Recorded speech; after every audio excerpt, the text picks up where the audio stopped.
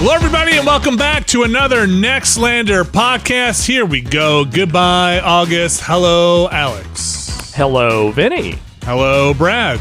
Hello, September. Hello, September. Hello, back to school. I know some people have already gone back to school. Condolences. Yeah, that's so fun. If you're on a sports team and been running around all August, condolences. We got some games to talk about this week, actually more than I thought we'd have. But before we do that, we enter a little section called The Banter. Anything you guys have to say? Our federally mandated banter section. Mm-hmm. Alex Navarro, I laid out mold tests in this place. So you've done a mold test in your basement before. The Airborne brand, yes. Which one did you do? I don't know what brand it was, but it was the kind where it's the air test. How did it work for you? What happened? Describe it to me. My recollection is we put the test thing, which was just a little, science plastic circle thing, science circle. You know what I'm talking about? A science circle. Someone made the Petri dish. Yeah, there you go. That's what I'm going with. And then you poured the little goop into it. Yeah, I think that's what we did. And then you put it in the spot where you think the mold might be, or the general area where the mold might be. And I think it's 24 hours. You should start seeing something. Okay. I've got and did you do like a control test? Did you get two of them and do one somewhere else? We did two. We did one and then we did another one in the same spot. In the same spot. Okay. Yeah. I did one, got one burning over here. I'm on hour 18 or so in the garage, and then I did a control in the house. And my thought is, well, if it's in the house and it's similar to what's in the garage, then I'm screwed anyway. So who cares? Yeah. But if the garage just turns completely fuzzy and black, I'll probably send that in. And you sent yours in? Yes, I think we did send ours in, though I will say that after the allotted time, we saw exactly one mold spore. Oh, that's pretty good. And did you send that? You sent that in anyway? I think we may have sent that in anyway, yeah. Okay. Yeah, so the way it works, the ones that I have, which sounds similar to the one that you got, which is probably the thing that was on Amazon that had the highest ratings, is you get the Petri dish, a little plastic thing. I don't know if it is, maybe it is a science vessel until it has some kind of... Look, it's a science circle. That's from here on out. That's what I'm saying. The science circle until it has agar or some kind of food in it. Pour the food in it, let it gel, leave it out for an hour, then cover it and leave it for 24 to 48 hours. See what happens in the science dish, and then you have to pay $40 to go get it tested. Then you send it in, you have to pay more money to go get it tested, which read that fine print. But I need to know.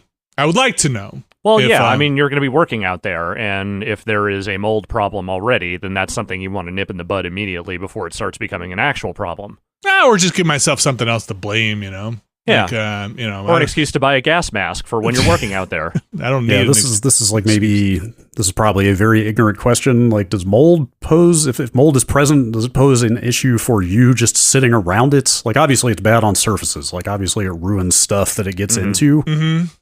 But if you're just sitting in a room that has mold, quote unquote, is that bad? Have you seen Last of Us? Maybe. Okay. It ain't like that. It's exactly like that. Here's what I've been able to gather, and by no means am I some kind of mold, spores, and fungus expert. I'm not Egon Spengler, for God's sakes. My understanding is that if you have health conditions that can be exacerbated by things like, bad air or, anything getting into your lungs that would, be bad, it can make it a lot worse. But on a basic level, if you are just if you don't have underlying conditions and you're just kind of around some mold, I think for the majority of people, it's an irritant and a slight allergen, and that's about it. It's also my understanding. My understanding is there are different types of molds with different levels of toxicity. Yes, not all molds. So yeah, I don't know. I look, Brad, do you want to be in a place where you are breathing a lot of spores and spores are going into your lungs and adhering? Certainly not by choice. Right. That sounds terrible. But those spores are everywhere. They're outside. They're, how much they're getting inside, and the whole thing. Nature is horrible and it's a monster. So we're worse though, because is mold really that bad compared to, say, the amount of microplastics currently sitting in your brain and balls? Oh God, let's not.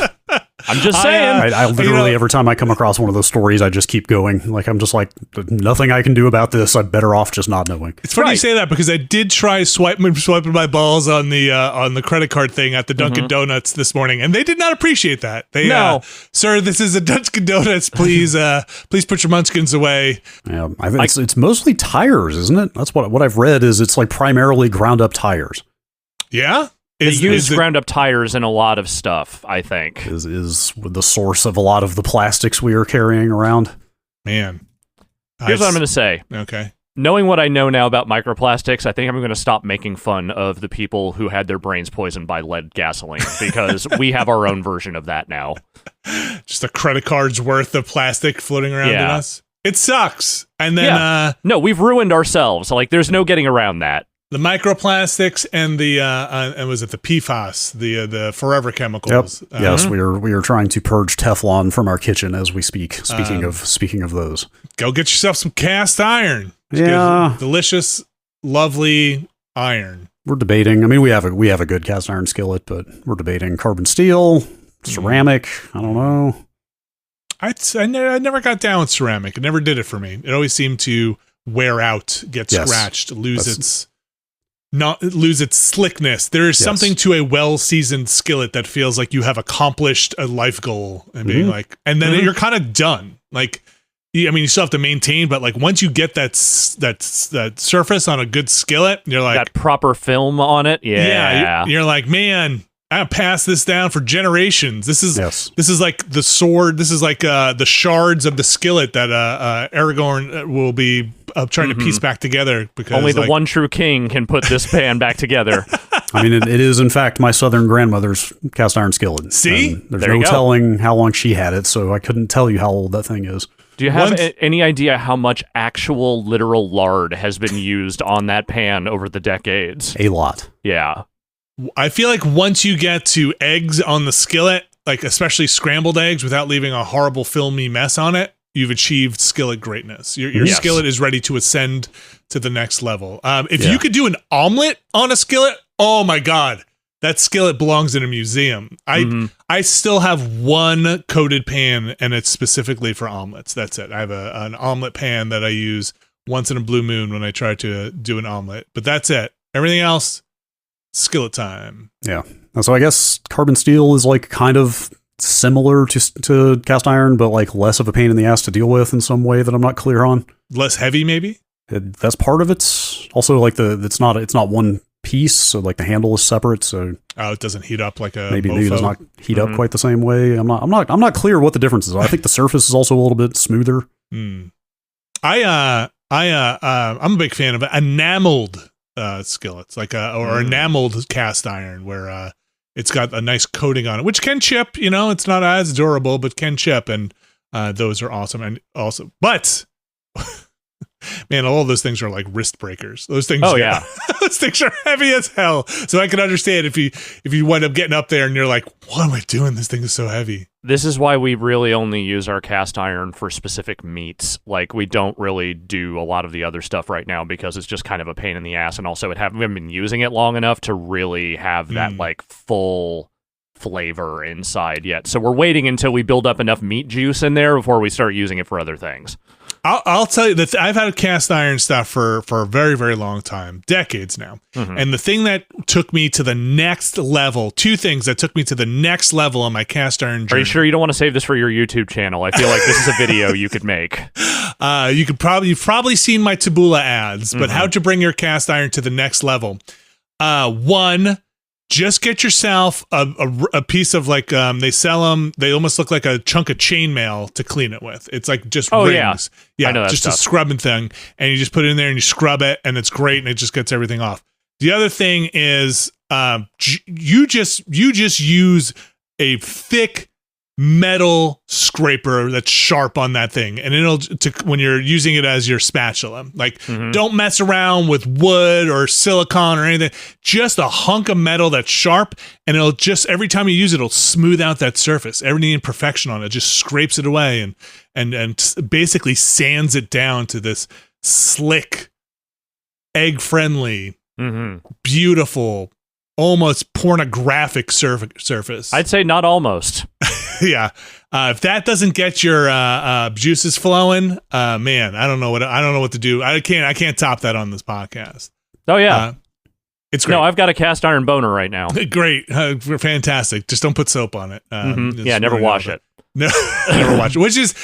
Which is again, washing your cast iron or your cast iron boner. Debatable. People go back and forth. Yeah. You know? I'm not here to tell you how to live your life. No. I'm just telling you how I live mine. I'll tell you how I lived my life this morning, and it was trying to get WoW up and running. Turns out, server maintenance this morning. Oh, well, it turns out a lot of things, actually, on that score. Mm-hmm. I don't know if you've looked at the poll. I did. Looked at it this morning, and it seemed like WoW was not in the lead. No, I don't think you're going to have to worry about World of Warcraft. In fact, I am going to have to worry about getting black and white running.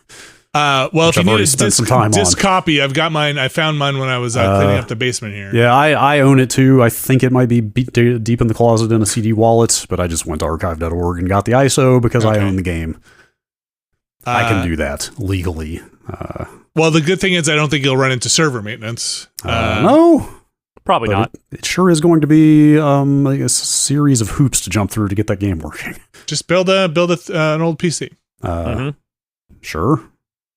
I genuinely really want to play that game. I love black and white. We'll talk about it when we stream it, which seems inevitable looking at the poll. But when I put it on yesterday, I was like, no, there's no way this is going to win.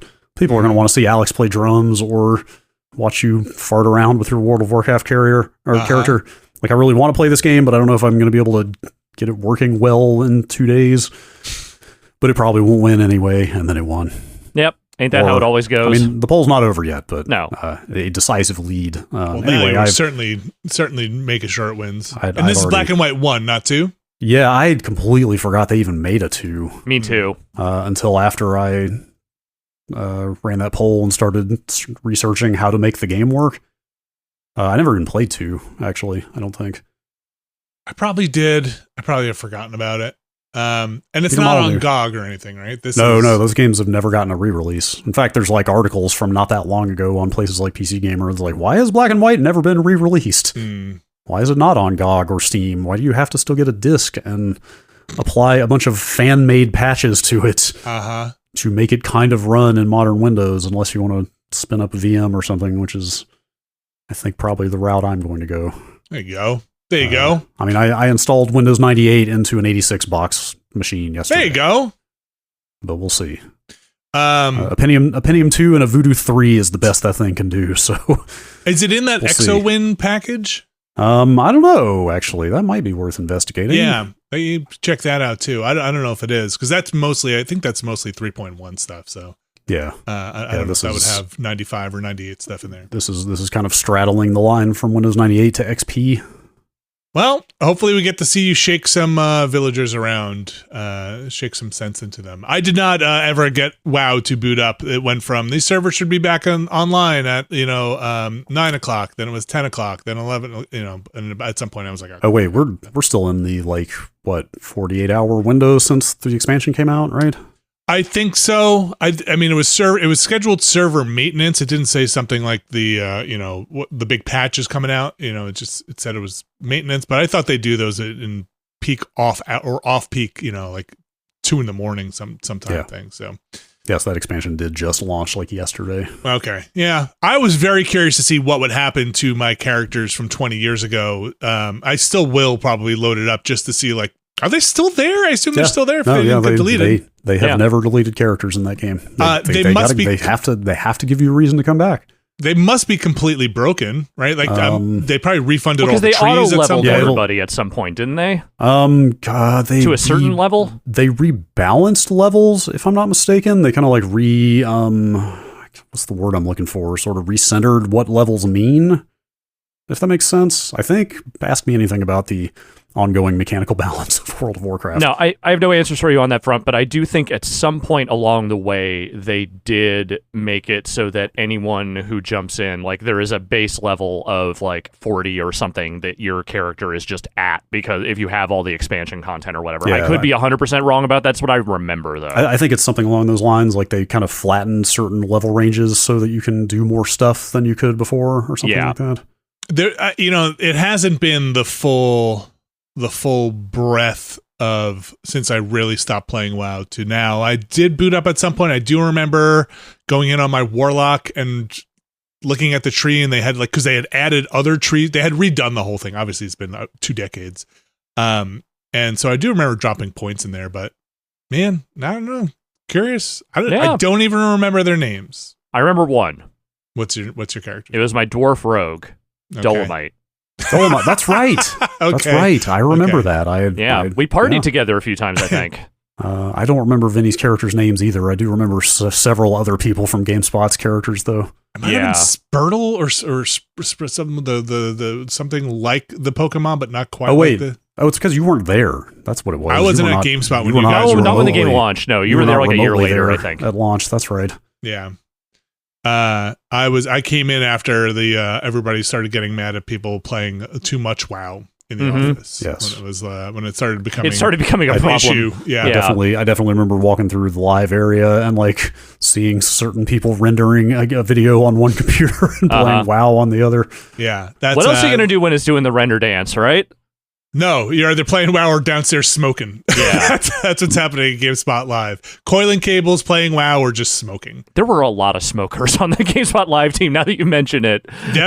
Look, that is what you do in production when there's downtime. People, I do not want to speak for everybody in production, but there are a lot of people that I was on smoke break with in production. Probably more than not, maybe, I think. When we were there. Yeah. It's probably all vaping now. Probably all. What's the new? Everything's vaping. No, it's just all vaping. Is it just vaping? Okay. Yeah. Well, speaking of wizards, Tactical Breach Wizards. There you go. Uh-huh. That's one of the better ones you've had recently. This game is great. It's pretty good. This is a great game. I was going to play some other things in my prep time here that I did not get to, that I have installed on my computer right now, that I was like, I'll get to this, and then wound up staying up until about 2 a.m. playing Tactical Breach Wizards. Yeah. Because I think this game is kind of fantastic. Yeah, it's hitting that kind of action strategy thing that I sometimes fall very much victim to in the like fights in tight spaces kind of thing or something like that. It's not just that though. Like the tactics are good. I think the gameplay is really solid, but I actually find the weird narrative around stuff to be strangely compelling because it's really goofy and it's like constantly 1 inch from being maybe like too goofy, but then it always manages to pull back and it's like it's still pretty charming. I'm kind of surprised by it actually. I was playing it with at first I was playing with the kids and they were there, and I'm pretty sure this is Tom Francis. Yeah, I was just sitting here waiting to say Tom Francis don't miss. Apparently, and I did not play Heat Signature, but I did play Gunpoint. Yeah, I'm with you, Alex. It walks a pretty good line, but I think it stays fairly clear of crossing over into it's not obnoxious or something. Yes, right. But it is sassy. It is a sassy game, and for those who don't know, it is very funny too. If you look at the Steam page, the Steam page is also kind of funny. If you scroll down to the part where it's like, what is this game? And then what it's not, it goes into what the game is not. And they say, this is not an XCOM game. Mm-hmm. This is not Into the Breach, though it shares some DNA. It's in the neighborhood of that, but closer than something like XCOM. And so it is a game in a world where magic is kind of all over the place, and you are part of basically an elite squad, a tactical squad of mages up against a rogue mage who has kind of has their own special powers. You start off with a team of 2, but it grows over time. Your main character is a witch basically, and you are paired up with a grizzled veteran who has foresight magic. Oh, is that the Gandalf? Yeah, that's the guy. The Ray-Ban Gandalf. Yeah, that's the guy in the logo. I mean, like I really feel like to get the point across, you really just have to imagine if Gandalf was a tier 1 operator. Yes. Yeah. Like just imagine Gandalf, except his robes are desert camo and he's wearing wraparound shades. So this game has a lot of really fun stuff. Even in the I think this is just a clever way to do it. To unlock new costumes, Brad, to unlock new costumes, what do you think a currency might be to unlock a new costume? A currency? Yeah, like, okay, you've got to get enough of these things to in a wizard game to unlock your next costume. Shit, man, doubloons? That's fair. More like pirates, but like Eye Gems, of Newt. Sparkles, mana, right? Eyes of Newt? Yeah. Mm-hmm. No, you have to get more confidence to wear the other costumes. So you earn confidence by doing optional side missions, and the more confidence you have, the more audacious and cool your costume is. Or you go down the tree there, which I think is a very funny way to do costumes, that you need to have this confidence to wear them. That's pretty good. Before we get to the main meat of the game, there's another layer of it, which is the pin board with the kind of red string on it, and you're mapping out stuff of like, okay, this person. It doesn't seem that big of that much consequence, but it is fun to mark everybody together and string everybody along and be like, these people work for this person. We're going here, and plotting it along. And then the main gameplay of the game is a turn-based Into the Breach like experience where you or something like invisible ink or something like that, you know? Okay, that's making me want to play this more, because I really did think it was an XCOM. It definitely it's not, for a couple of reasons. One, it's very much a push people into positions thing with your different characters. The animated GIFs on the Steam page really help sell that, because you straight up see, it's just like shoot a guy with a spell and shove him back 2 squares, which is very Into the Breach. And like, I don't see anybody taking cover. Is cover not a... No, cover's a thing, but it is not a thing. Cover is... you can go into cover and then out of cover if you want during your turn, to be like, okay.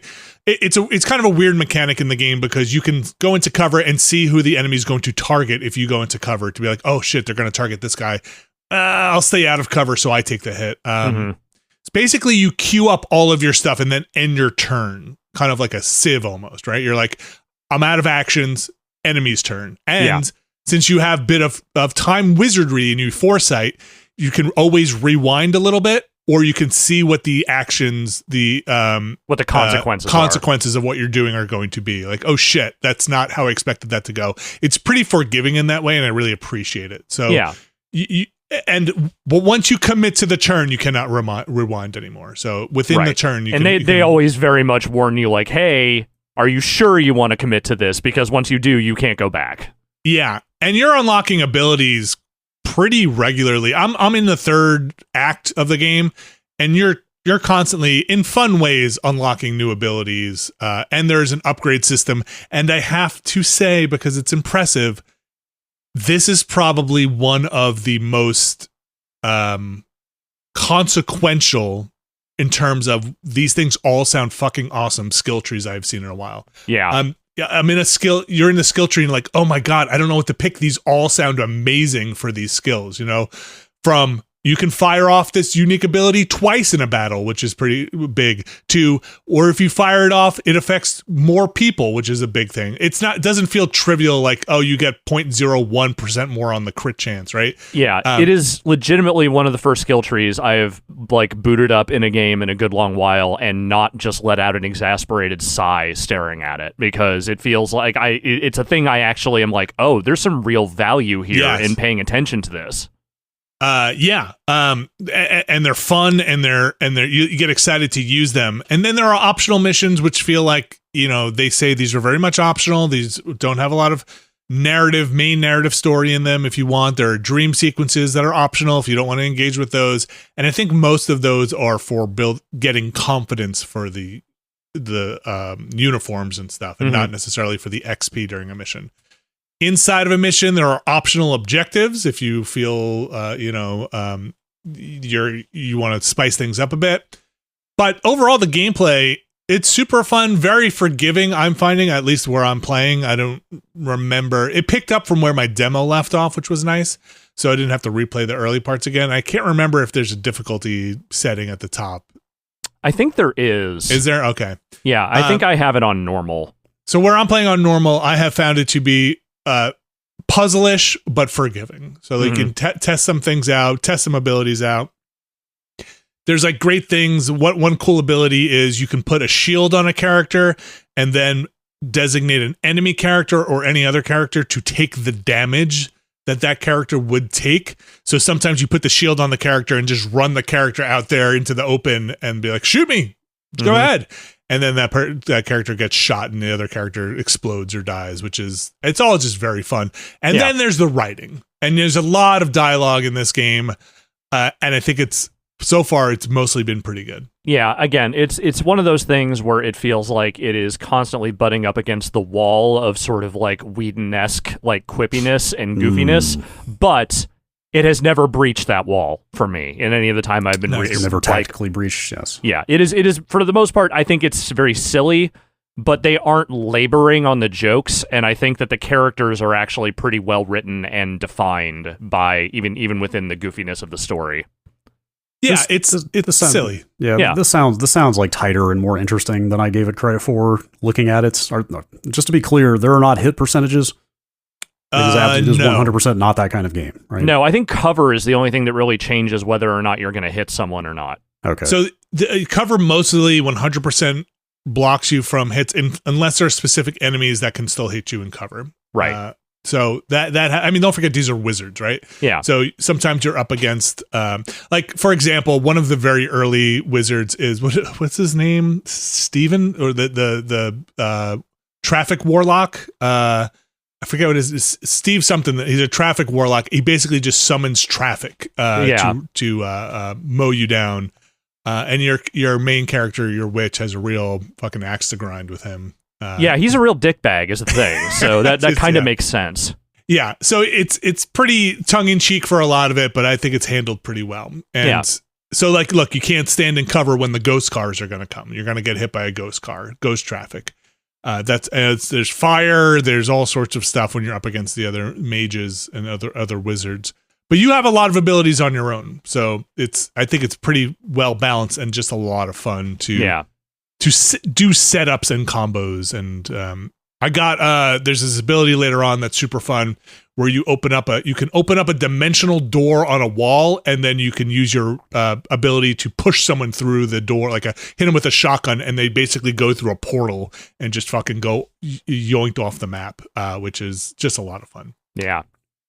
Tactical that was actually, sorry, that was the last thing I wanted to mention, is that I am extremely in favor of any game that literally makes defenestration like a mechanic. Like, that is a thing. Literally, like, you get defenestration bonuses and stuff when you knock people out of windows and on stuff. And listen, defenestration is a very fun word to say. It is a very fun concept. I love shoving guys out of windows. What can I say? I do like that every time they bring it up, they always put in parentheses through a window. Yeah. Next to it. Because they don't necessarily expect you to know exactly what defenestration means. Yeah. So what is it to fenestrate someone then?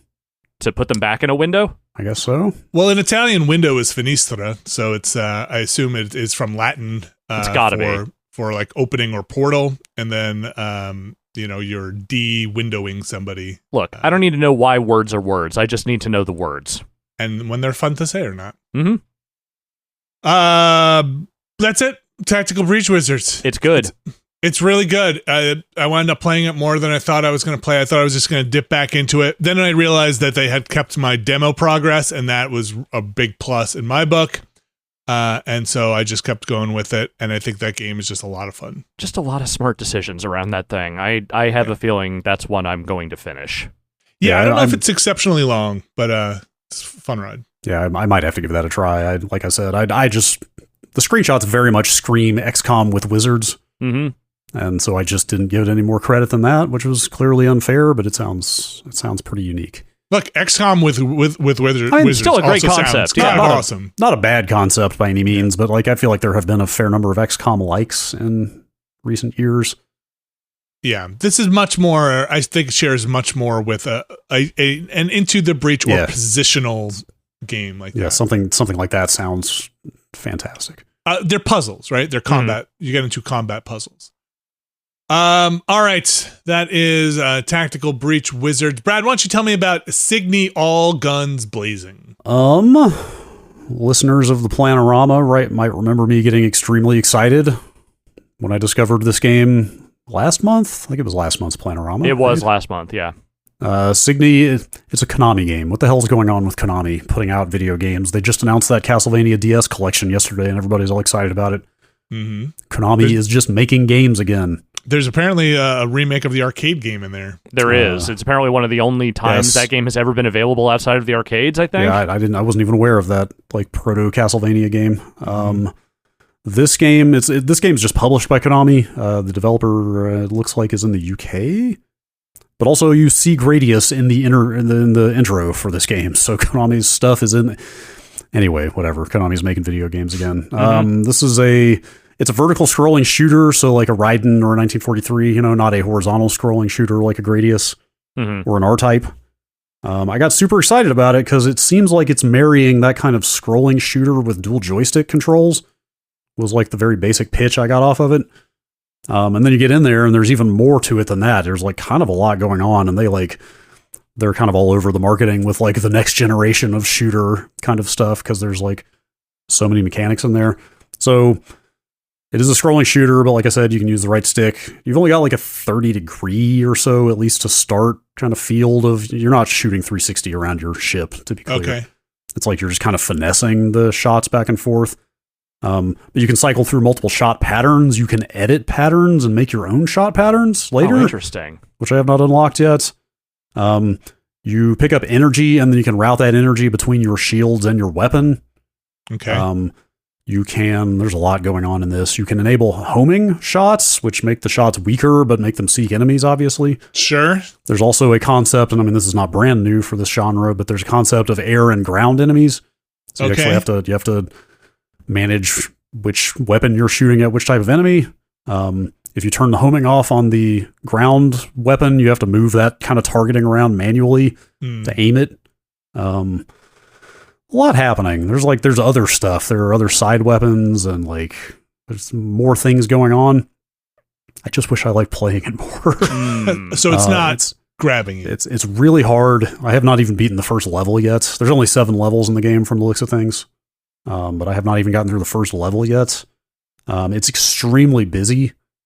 It's just there's a lot of shots flying around. Yeah, they're like kind of hard to dodge. Like not in a very legible and like methodical bullet hell kind of way, but just like fucking pandemonium. Like not like medium speed orbs come in patterns. You know what I mean? It's more just like fucking gunfire going everywhere. And my assumption is because you can route energy into your shields, they're making it easy to get hit because they want you to be managing your shield levels. You know what I mean? Like it's just a different kind of game. I think they're more like, hey, you're going to get hit a lot. You have to manage around that, not never get hit.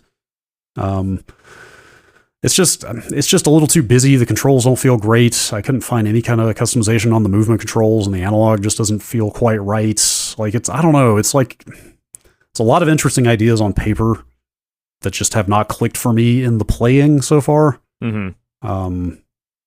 So I don't know. I might keep banging my head against it. There's like a big upgrade tree, which I haven't really accessed at all because I haven't gotten past the first level yet. It's $30. Do you feel like that feels appropriate, or maybe a little? I don't know. I can't say. It's hard to always say with the value of a game, but I mean, this seems like it's maybe made to be replayed. It's also got co-op for what it's worth. Okay, same local, like split screen, or I think it's local. I'm guessing it's local only. It wouldn't be split screen because it's scrolling, so you're just limited to being on the same screen anyway. Just more bullets. Yeah, I mean, it seems like there's a fair amount of depth in the mechanics, and like those upgrades maybe could be meaningful over time. Like again, being able to like edit and construct your own like fire pattern is pretty interesting. That is neat. It just does not feel great to play. Like I have just kind of put it down in frustration so far when I play it. I might keep banging my head on it, but it has not made the best first impression. Cygni, all guns blazing. Like I said, $30 on PS5, PC, and Xbox X and S. Came out earlier this month. We're going to take a quick break. We're going to come back. We got plenty more games to talk about. Stick around. This week's show is brought to you by Factor. Brad and Alex, when it's time to eat and you've been realize you spent too much time working, maybe recording a podcast or several podcasts, playing a game, and you're like, man, I want a delicious meal that is fresh, never frozen, ready to eat in just 2 minutes. What am I gonna do? I like to think of it as a sort of food mania that you enter when you're hungry enough. You're too hungry to cook. You're too hungry to fulfill your hunger. You need to just grab something. Factor is here for you. Factor has 35 different meals with more than 60 add-ons to choose from every week. That means you're going to finish that podcast, you're going to finish what you're doing, you're going to go and be like, I could have anything I want here. I could have anything I want. You can make your day delicious. You've got breakfast, you've got dessert, you've got all the things you need to make a yum healthy podcaster and video game player. Please don't ever describe me that way again. Restaurant quality meals that feature premium ingredients like filet mignon, shrimp, blackened salmon, and like I said before, keep the kitchen time to a minimum. Factor meals are ready in 2 minutes. No shopping, prepping, cooking, cleaning up, and I'm gonna say no stress about what the heck you're gonna eat. You just open that fridge and you're like, bam, got it. Sometimes can't really overstate how valuable that is sometimes when you're just like, I just don't want to think about what I'm going to eat right now, but I want it to be good. Let Factor do the thinking for you. Please, Factor, do the thinking for me. Head to factormeals.com/Nextlander50 and use code Nextlander50 to get 50% off your first box plus 20% off your next month. That's code Nextlander50 at factormeals.com/Nextlander50 to get 50% off your first box plus 20% off your next month while your subscription is active. Thanks, Factor. All right, we are back. And another game we talked about on the Plan-O-Rama. It's a game called Castaway. This is the one that looked like a Sleepy Link game, yes, where he's on a little island. Looks very Link's Awakening. At least the original Link's Awakening, not the Switch remaster, reboot, remake. Castaway is a very short narrative game that I think wants you to go do its Tower of Power part of it. So while I picked it up thinking, okay, look, this looks like a very cute and homage to Link's Awakening. Really, you can beat this thing in like 20 to 30 minutes in terms of the narrative part of it, get the 3-ish weapons you need to get, and then engage with the other parts of the game, which are this kind of tower, or put it on different difficulties, or just kind of go at it. It's $8. I don't think I necessarily want to engage with the tower or the other parts of this game. The half hour I spent with it was fine. Like, it was, they were fun puzzles. They're, you got your little Zelda-like tools that you're going to get. I'm not going to say what they are in case you want to play this game, and there are only 3 of them. Is there a boomerang? Or a boomerang-like object? No comment. Okay. No comment. Yeah. That sounds like a comment. There are 3 of them. Get them and enjoy them. There's really just not too much to it. It's, like what is the tower? Is it like an endless mode? Yeah, I didn't do too many levels on it. They got the 20. I don't know if it is endless, honestly. You just kind of go through each But it's a challenge tower in some way. Yeah, go through each floor like a little floor of a dungeon. It's very small, or at least the ones I did were pretty small. Beat a certain number of enemies and kind of unlock if there's a puzzle-ish mechanic in it, unlock that and kind of open the door and move on to the next area. Health doesn't refresh necessarily when you're going through, and it says like survival tower. I don't know. That makes sense. Yeah, that's maybe a little thin sounding. Yeah, it wasn't what I was expecting to get out of it, and it is promoted as having this tower and like, hey, beat the narrative and then go on and test your skills inside the tower. Here's their blurb on Steam. Retrieve your weapons, face bosses to save your dog in a retro adventure focused on 3 dungeons.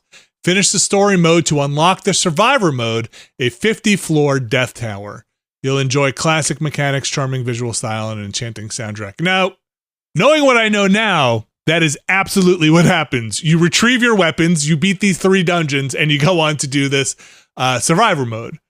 Before I played it, I did not know the scope of each of those things. Mm-hmm. So hard to recommend it if you're looking for a Link's Awakening, but if you want to check it out, maybe watch a video of it or something to get a kind of gist of what it is. If you're overview. Really, yeah. The pixel art's really nice. It's like a good looking game. I kind of wish there were just a little more of it for me. Yeah, just doesn't seem like it fully hit for you. I did get into Warhammer 40K Rogue Trader. You had to think about what all those syllables were before you said it. I had to make sure it was the right 40K game. Yeah, that's right. You have to sift through the 18 40K games that have come out in the last month, although this has been out for some time, right? Yeah, this came out end of last year, I think in December fully. It might have been in an early access state. Actually, I think it most definitely was. But Rogue Trader is their CRPG, and a lot of people had recommended it to me. It is a crunchy CRPG. It is a... What kind of crunchy are we talking about? Capital C crunchy. Okay. It puts the C in CRPG. It is a crunchy RPG. Kind of like just beat the shit out of you type of RPG. I had to watch a video on how to upgrade a character. Okay. Because I just didn't quite. Now, some people have said, yeah, no, that upgrade UI is just kind of weird and funky. But there are a lot. I don't play tabletop Warhammer at all. I don't play tabletop Warhammer 40K. I have the books. I've looked through them. But there are a lot of modifiers and things going on in stacks of buffs and debuffs and a lot of things to kind of keep track of in this RPG in terms of your character development. Mm-hmm. I'm looking at this character sheet. There are 3 different types of lore skill to put points into. Yeah, so like I love that about it. I'm having a little bit of a hard time wrapping my head around what are probably core concepts in Games Workshop's 40K games. They're core games, like the concept of wounds. Having 100 wounds is a good thing because the more wounds you have, it is the ability to take wounds, right? So like when a buff gives you 5 more wounds, initially you're like, well, why would I do that? And it's like, oh, it's health. You're getting health. That's kind of runs counter to what my health teacher taught me in high school. So you get some things, like that like skill checks they feel a little more akin to advanced Dungeons and Dragons stuff with THACO scores, where you're like, this feels counterintuitive. What do you mean to hit armor class 0? That seems like an oldie thing, and that's some of what it feels oldie. Like. Yeah, but maybe not so golden for me because I didn't play the tabletop stuff of Warhammer, but I assume this is based off of some of that. Aside from that, though, it is great. I'm getting almost like Planescape vibes off of it, which is a RPG I loved. It's steeped in this Warhammer grimdark nonsense, right? Mm-hmm. So I'm playing as a baron noble like trader who is just the biggest devout asshole and feels very clear about his divine right to that sounds like a Warhammer. Yeah. And it is all of that nonsense. Basically you're on a rogue trader, I guess, in this universe is not something I knew, has this mandate from whomever, let's call it the God Emperor, to go and explore and exploit and trade in the far reaches of the galaxy on their giant temple ships. And you are an heir to this rogue trader, and chaos and the warp. This all tracks. So yeah. So I wound up playing this on a stream on Monday, and then I wound up playing a more of it on my own to keep going with it and kind of sit down and really kind of start digesting some of it off stream. And I really like it. And I don't know when I'm going to find the time to put the 120 hours into another game like that, or 100 hours. It sounds like it can be fairly big game. It flat out says it on the Steam page. 130-hour space epic. There you go. It's like, is that a selling point? I guess for some people. For some people, it absolutely is. That might be like go and absorb everything, but I do like it. It's voiced in a way that I was not expecting. Like the main dialogue choices from the characters you meet are voiced, and that's kind of awesome. It's like old school awesome CRPG, and I'm glad I booted it up finally to check it out. $50 though, it's probably on sale most places now. If you, it's been out, like I said, like close to a year. I think there are some upgrades or expansions or pieces of content you can get for it if you want to adjust that price to your liking. Warhammer 40K Rogue Trader out now. Catch it.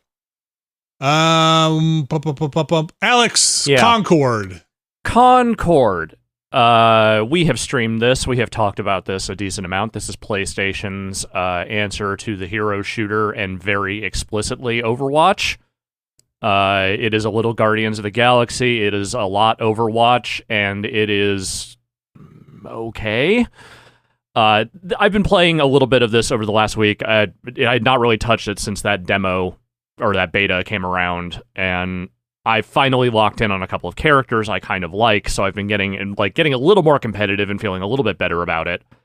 Which characters are you locking in on? The main one is, was it Jabali, the guy who is, I would say, closest to a Zenyatta analog, but also feels very much like the healing gun guy in Overwatch. It's like kind of a combo of the two. Yep. And here is what I have taken away so far. There is some fun to be had in this. It is technically a fairly competent one of these. It is not a buggy game. It is not broken in any meaningful way. But I cannot, up to this point, pinpoint a single thing that it does better than other games in this particular genre. The shooting is not exciting in a way that I feel like I got to that place with some of these other hero shooters.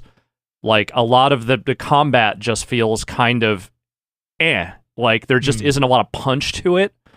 And even when I score like a big kill or like a really good moment for my team, I mean, this is a hard thing to quantify, but it doesn't rise much of anything up in me. I don't get excited. I'm not thrilled by it. And even in shitty matches when I was not playing characters I didn't really know that well in Overwatch, I was still getting, I feel like, more out of the experience than I have so far with this. The abilities are fine. There's a decent spread of them, though a lot of them are very easily mapped to characters in Overwatch. Mm-hmm. But there's no ults. So when you're playing, there is no real thing that your characters are building toward in the match. There are bonuses you get, I think, with certain character combinations. It seems like in the course of a match, it really so far has felt to me just do the objectives. That's it. There just isn't much else that you're really building toward. Do you feel like momentum swings? I could see two sides, and we saw some people posit this when we were doing a stream that, ults can change momentum during a tug of war battle in something, right? And so do you feel like momentum still shifts back and forth? Change momentum for better or worse, right? You could be ahead and then suddenly you get wiped and then you're behind, which could be demoralizing. But do you feel like that is a present, or do you feel like it's evenly? I guess if all things being equal and you're matched appropriately, do you feel like the matches do have a tension in them? Sometimes. It's hard to tell where I am right now because I'm still reasonably low level and I'm not playing against a lot of people that are like high level players, though in the few matches I have gotten in where there clearly is an organized team, we have just gotten absolutely shredded because it is like Overwatch in that way. You want to stick with your team, you want to have a strategy going in. But the answer to that, I think, is mostly no. I feel like in a general match, if it really just relies on how good is your strategy. That's it. It really boils from the outset of the game, the match, basically. Well, yeah, and just like how good are your players, And I understand that's every multiplayer shooter to some degree, but the thing is, it does not feel like I've ever had matches where there were big swings. There were lots where I've kept it even. We have kept it even through most of the match, and it really kind of got down to the wire, and there was a little tension around that. Yeah. But I've also played dozens of matches at this point where it really felt like it was almost a foregone conclusion maybe 5 minutes in. Like they're just going to run away. We're out. Yeah, we're just outskilled in several different ways here, or the opposite. In which case, like, look, an ult is not going to change necessarily the dynamics there, but I'm kind of with you in the sense that I always felt like an ultimate ability does allow you to build up to something, to have your moment, and then if you blow it, which that happens often, right? Oh man, I blew my moment here. That's on you. But it allows you to make a big play in a way that feels good sometimes, right? Yeah. Like, oh, I made this big play. Let's turn around. Let's gain momentum again. In a way that maybe sometimes without those, you're just grinding it out. Yeah. And one thing I will say is that basically, I'm trying to think how to put this exactly. There are moments in this game that I think work. There are certain characters that I think are reasonably fun. I don't think any of them are bad. It just really depends on your preference. But the main thing that it feels like they kind of do to sort of try and change things up a little bit is with what risk reward it has is that there are abilities for certain characters that are recharged by either getting kills or by respawning, that sort of thing. Like, you get a limited number of grenades or other things that you can only get more of either by killing another teammate or another player or by respawning yourself. And I think a little of that is fine, but it isn't enough. It's not enough of a hook to make it really feel like there's much risk to anything that I'm doing. You just have to be a little bit careful. That's kind of it. And I don't think that's that exciting on its own. I imagine if this game survives reasonably long time, I imagine that it will get to a better place. They will add more characters. They will change up the dynamics a little bit. But as it stands right now, it is a perfectly cromulent game, but it is not particularly exciting in any specific way. Yeah, I'm really curious how much they continue to get behind it. Like, I don't want to get into the talk about the Steam numbers. I mean, that stuff. I don't care about like, that. Yeah, there's it's kind of like people dancing on graves at this point in that context. Which Let me put it this way: I never had a problem getting into any match on PlayStation 5. I will say that there are people playing it. I assume on PS5 it's just fine, but if you look at the reports of like how much money they put into developing this, they and how many years. Yeah, like they cannot be planning to just cut and run on it. So, like, does it go free to play? Do they change focus on it? Do they do something to try to keep it going and wring more value out of it? I would assume they're not just going to drop it. I mean, look, Overwatch wasn't a total banger right out of the gate. It was very good. It was very fun, but there were a lot of things about that game that got better before they started making things worse. And, I feel like they could get there with Concord by adding more maps, more characters, changing up the dynamics a little bit over time. But it's going to take a decent-sized player base and some trust to wait that long for them to get it there. Right now, all the maps I've been playing, I think, are okay. Again, it's another very okay thing. I have not found a single map that I was really like, this is fun. I'm glad we are getting this map pulled up. It's just they all feel kind of samey. Have you unlocked any new modes that we didn't see in the beta? No, I've mostly been playing just the deathmatch and the capture the point rounds, just because I really wanted to get a good feel for the game before I started getting really hard into like competitive stuff. Sure. But yeah, look, there are people playing on PS5. I have not had an issue getting into a game yet. Yeah, it's probably, sorry, go ahead. But I fired it up. I had some fun with the beta, and I had been planning on playing the retail version. I got in there, I hit all the story stuff, and then I actually decided to just play Cygni and Black Myth Wukong instead, because I was like, this is very much a matter of taste, but like 10 minutes of cutscenes is not what I want in my multiplayer shooter when I fire it up and just want to get in there and play a couple rounds. Yeah. Have you gotten a sense of like, are they doing like ongoing storytelling? Because when I got in there, I just fired it up this morning, and I think it kicked off by saying like Concord Week 2, I believe is how they presented it. Then I made the opposite mistake, which was I buttoned past the cutscene because I was like, well, we watched all these cutscenes in the beta. And then right after I skipped the last cutscene, I was like, wait a minute. Was that the Week 2 cutscene that I just skipped? And not the Week 1 cutscene that we saw in the beta? So did I actually just skip something new? Like, are they rolling like new story out week by week? Is that how that's working? Yeah, pretty much. That is what they are selling, is that there will be weekly story updates with like kind of the CG animated stuff. But I can't say that is a particular draw for me, because so far the little bits of story that I have seen have just not been that interesting. Like, I saw some people pointing to some of the like animated promotional materials they have done for this game, which are done in a straight up like, you know, cell shaded animated style versus like the more like motion captured animation they do in the game. And I kind of agree with this criticism that I saw going around, which is that in the animated style, there's an actual style there. There is something that makes these characters stand out and makes them look a little bit less like the very bland, you know, CG people that they kind of look like in the game.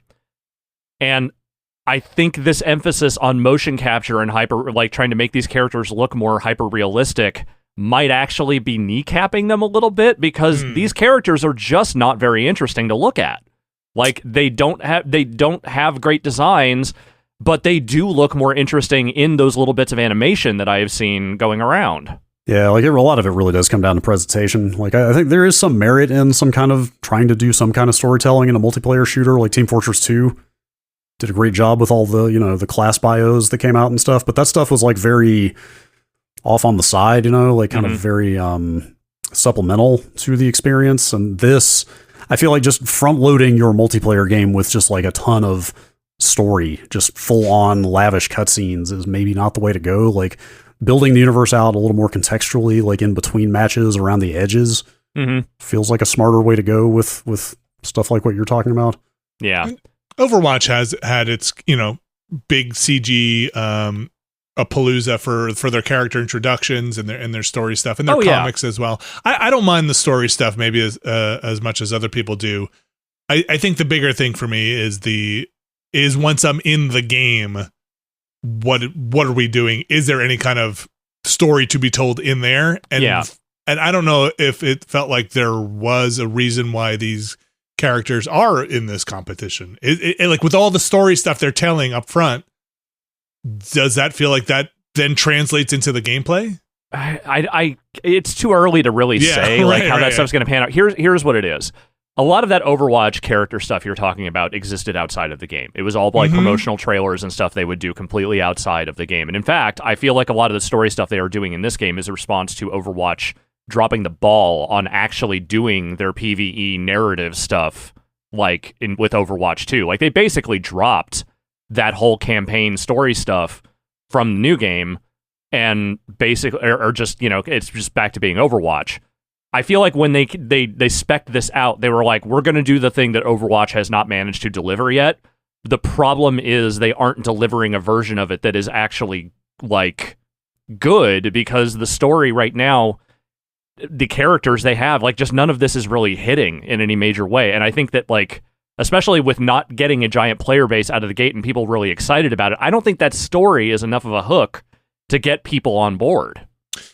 You think this game goes free to play before we're done with Concord? I mean that seems like the most obvious move. I don't know what else they would do, or seems like yes. That seems like a requisite move, I guess is what I'm trying to say. Like it seems like that's the only way you compete in this space these days, right?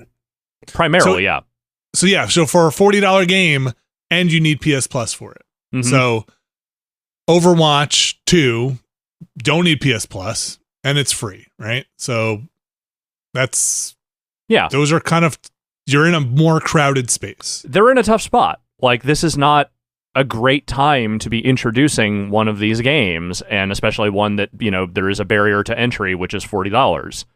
I hope they have the opportunity to get it there, because I think there is enough of a foundation they could build on to make it something more exciting. I just wish it was more exciting out of the gate. Concord. Yeah, I might just get in there and just commit myself to skipping all the story stuff instead of feeling like a hang up about having skipped it, and just be like, like what is there to this without any of that stuff? Just as a pure multiplayer shooter, because like the upgrade loop, the unlock loop in the beta was actually pretty satisfying, unless they sped that up for the beta. Like you're kind of getting stuff every match, it felt like. Yeah, you start leveling up reasonably quickly, though I would say that like the amount of stuff they're offering you is maybe not quite as high as it was in the beta. All right. Brad, you mentioned Black Myth Wukong. Yes. I did play some of that. Put some hands on it. Out of more academic interest, I think, than personal interest. So once you kind of run down the state of the the current state of the Black Myth Wukong saga. Oh God, I'm not going to get into the discourse if that's what you mean. We've talked about it before, but Black Myth Wukong is the kind of character action quasi Souls. I mean, I'll explain it in a minute. Type of game from Game Science, which is a Chinese developer. It's based on Journey to the West, kind of classic Eastern mythology. Also, it's apparently the biggest game in the world now. It's very big. Like, literally has blown all kinds of Steam records away for concurrent players and sales and all kinds of stuff. It's fine for what I've seen of it so far. I always feel like the litmus test for games like this is, are the attacks on the face buttons or are they on the shoulder buttons? They're on the face buttons. Okay. So that probably tells you something, but it still has a lot of Souls trappings. But not all the way. Like, it doesn't fully go there. It really does feel like it's kind of walking a line between a God of War style character action game and more of a Souls. Because like I said, attacks on the face buttons, you've got spells that you just sort of pop off on cooldowns. You've got a basic, like a pretty standard skill tree where you unlock more stances and more spells and stuff, and you earn points by fighting, and you can just dump those points in from the menu whenever you feel like it. Like a character action game. It does have kind of a bonfire equivalent, but you don't level there. You just, like, you do respawn enemies and get heals back there, and you can teleport between them, but it's not the full on, you have to go cash souls in at your bonfire to level type stuff. I'm still in the first area. I've had some performance issues and some stability issues on PC, which very well could be my Intel CPU. I don't know. I'm in that constant guessing game right now, but it has kind of had some issues that I've had to quit out and restart for. The first area is like, it's not 100% linear, but it feels very constrained. Like, you're in a forest, like a mountain forest area, and it really just feels like a lot of like very straight paths from place to place, and maybe a fork that'll kind of take you off to the side. But like, everything looks very similar, and it does not feel like it has a very concrete sense of place like a Souls game where you're trying to learn your way around. Like I've actually gotten kind of mixed up running around a couple times because everything just sort of has the exact same look to it so far. I'm not super far in. I'm a little bit past the first major boss. It seems interesting enough, but it's not like completely blowing my mind. It doesn't really feel like anything you haven't seen before. It looks very good, I will say. It looks extremely good. And like it is China's biggest AAA game. Yeah. And then that is a huge thing. And like for that marketplace, but also comes with a lot of the baggage associated with being developed inside of China, for its political stuff, its cultural stuff, and what is going on there. So it is a tough one to take in a vacuum. What is it? The biggest concurrent game right now? Like in terms of concurrent number of players, yeah, I believe that's the case. But like also, I think the last thing we talked about this last week, I think with 90% of those players coming from inside of China, which is just a huge number. Yeah, I mean, that's part of what it is, right? Is like we have not had a lot of global simultaneous launches for a game like this developed in China where it's also available there at the same time on the same day, Yeah. Like in the past, I mean, I'm thinking this is going back 20 years to like Blizzard putting out games in China, for example, but they never came out at the same time, really. That I remember, like there's usually like a staggered launch. So like this is finally just a window into how goddamn big that gaming market actually is, right? It's huge. When you combine that with the rest of the world and have a global launch like this, like, and again, being developed there and like it's a pretty revered mythological subject. Like there are obviously a lot of elements to it that are making it kind of extra popular, but it seems fine so far. It plays just fine, but nothing I feel like I have not seen before.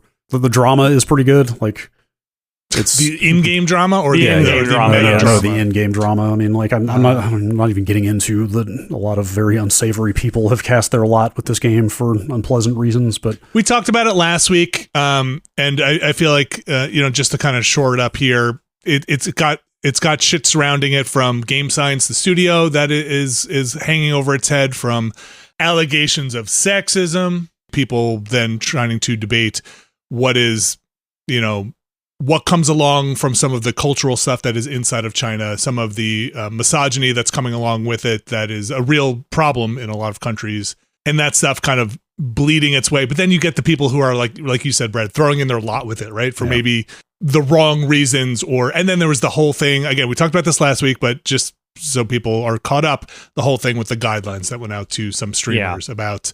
And again, it's some of that stuff for me, as I spent my hour and a half not playing the game, but looking into this stuff, is like, this is a giant AAA game coming out of China.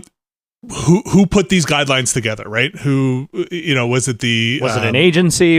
Can it come from inside the studio? We really don't know. Is it somebody who is like looking out for themselves, so they can basically shrug their shoulders and say, we put those guidelines out, please? That, it's a weird place, I assume, from what I've read, to develop a game. Yeah. With a lot of government oversight. Yes. So not that drama. No, I meant the drama in the game. And like, this is so backwards. Like, my first instinct was to come in here and say like, hey, it's very anime.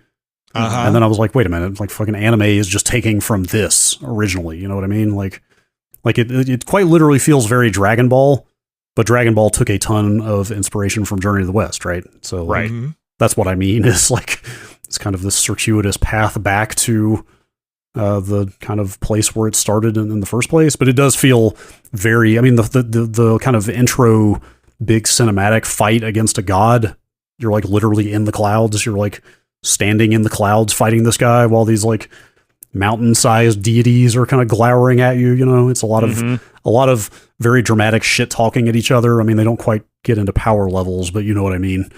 They might as well be. It's very much that style of epic clash between wills, mountains getting cut in half by a thrown sword type stuff. Is it fun? It's fine. Like I said, the combat is fine. Like, it's got time dodges. Like, I feel like those feel pretty good. Some of the spells I've seen, like you get an immobilized spell that'll just freeze an enemy for a few seconds. I just got the ability to turn into like a wolf kind of creature. So there are like form transformations in addition to like staff stance changes. But again, it's very character action with a little bit of souls is how I would describe it. It plays just fine, but so far I have not seen anything that you have not seen in this type of game before. Just mechanically. Yeah, I downloaded it, but again, I did not even launch it up. I was literally was like, let me just check what the state of this is, and then just got caught down that hole, man. Yep. Video games. Yeah, they're always good. Things are always good in video games, as we all know. Oh, okay. Black Myth Wukong, like I said, if you want to hear more about the drama side of it, I think we go into it a little bit more last week with Rob. That said, if you're tired of hearing about the drama, we understand. Anything else? Like a Dragon, Infinite Wealth. Yeah, I did it, guys. I finally finished that fucking thing. Congratulations. Tell me about the drama. Oh, I mean, there's a lot of high drama in this one. I'm going to spoil some things here probably as I talk about this, so if you were somehow, like me, it took you over 8 months to finish Like a Dragon Infinite Wealth, unplug now if you don't want to hear anything. But I've talked a lot about this. It's a split narrative. Half the story is about Ichiban, his lost mother, and him hanging out in Hawaii and doing a bunch of shit. And then also him syncing up with Kiryu, who is dying of cancer. And is going through kind of what he thinks will be his last ride and kind of ticking things off his bucket list while also helping Ichiban get into this much larger plot. And the plot itself is mostly about two things. It is about another attempt to... Okay, so the last game ended with the dissolution of the two biggest Yakuza clans in Japan, the Tojo clan and the Omi Alliance. Mm-hmm. There is another clan and some other scattered ones still around by the time this game picks up, and then the big thrust of the plot is about this new clan called the Seiryu clan that is picking up all these old wayward Yakuza and doing something weird with them, which is kind of what the big mystery is, trying to figure out what they're doing. And the other side of it is the Hawaii stuff, which basically features Hawaiian Scientology running the entire criminal underworld of Hawaii. There is a cult, basically, that is run by this guy named Bryce, who is the sort of the king of the underworld in all things Hawaii, while also running this cult. And where I came out on this one is that I kind of wish there was just a little bit less of everything in it. It's not that any of the stories are bad, but the amount they try to stuff in here necessarily, I think, leaves one of the main storylines feeling a little lacking. And in this case, it's Ichiban's side of it. The stuff with his mom, the stuff with like the people he sort of develops rivalries with throughout the game, it all feels a little second banana to the Kiryu stuff. But the Kiryu stuff is very good. Like, I think a lot of what they do with the Kiryu story up to the end is very, very solid. I think they apply a certain amount of weight to what he's going through. At a certain point, they do talk about him being weaker than he normally would be, which is why he needs a party with him, but they also kind of dispense with that about halfway through the game, and you're just building his stats back up, despite the fact that he is getting more and more sick with cancer as the game goes along. It's very strange. I think they really needed to either do a one last ride with Kiryu or a big thing with Ichiban where Kiryu is just kind of in the background. I think doing a big split narrative maybe sucked a little bit of the energy out of the totality of the thing. Does Ichiban wind up in a kind of a bigger, different place than he does in the beginning of the game? Like, is his world, because he kind of is on his quest for his mom, lost mother, right? yeah. Yeah. Does he wind up? Is the world different for him aside from the Kiryu stuff? They're a lot more concerned with his will they, won't they thing with Psycho, the girl from the first game that is also your party member in this one. The mom stuff actually feels like it just kind of hits a wall at a certain point, and then they just stop talking about it. Because once you rescue her and find out what she was doing, there's a little bit of dialogue, and then they just kind of don't really bring her back or do anything with her after a certain point. And it doesn't feel like it's this big triumphant thing of, oh, I found my mom. This is the thing I've been building toward this entire game. It's more like, oh, she's actually a majorly supporting player, and what is going on with her is just a mechanism for this other bigger, dumber plot. So at the end of the game, if you were to play the next Like a Dragon game with Ichiban, are you curious about where they'll even go with this, or it's like pretty clear like this is not that different? Let me put it this way. The biggest cliffhanger has to do with Kiryu and not Ichiban. Okay. Like, do you want me to just say what happens? Because like, I know you guys aren't going to play this game. It seems like I had originally wanted to. I mean, there are too many games and they're too long, so I probably won't at this point. But it really took me 108 hours. Yeah, that's just a non-starter at this point. But I really liked 7. Maybe slightly less than that, but yeah. I liked 7 quite a bit. But anyway, yeah, that seems like a weird choice if this is supposed to be the torch passing game to keep him in the mix.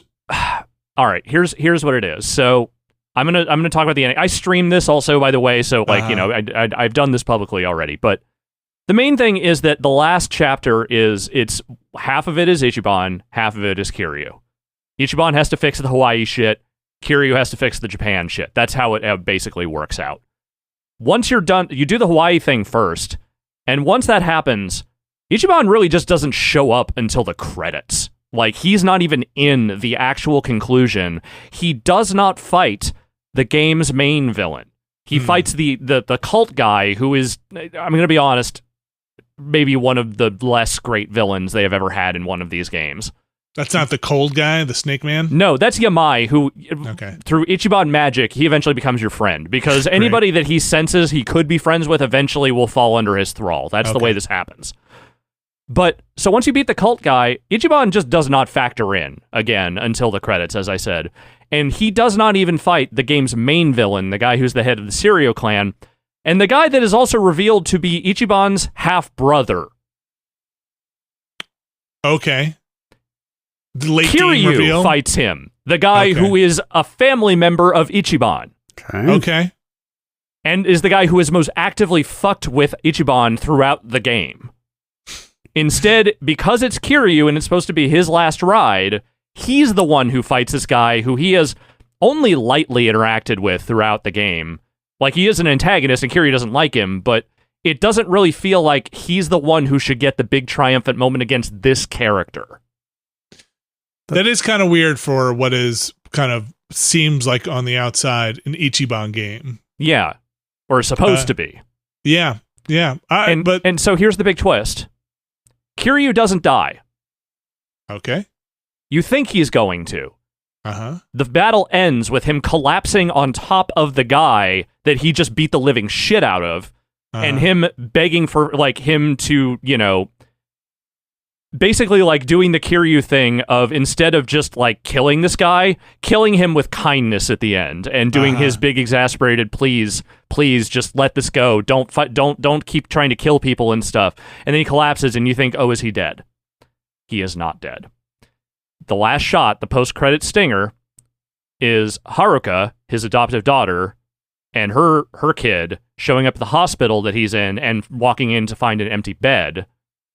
And they're like, yeah, and there's like, "What happened to him, Mom?" And she's like, "Oh, I'm sure he's around here somewhere." And then you see him getting wheeled into chemotherapy. Oh, he's getting treatment for his cancer. Because throughout the entire game, he has refused treatment. Oh, okay. Because he's still working for the Daidoji faction. He's still doing his secret agent shit. And he's convinced he's going to die. Because they have told him it's terminal. Yes. But now he's, I think that the thing is, he has found a reason to live, which is to say he has gotten his identity back.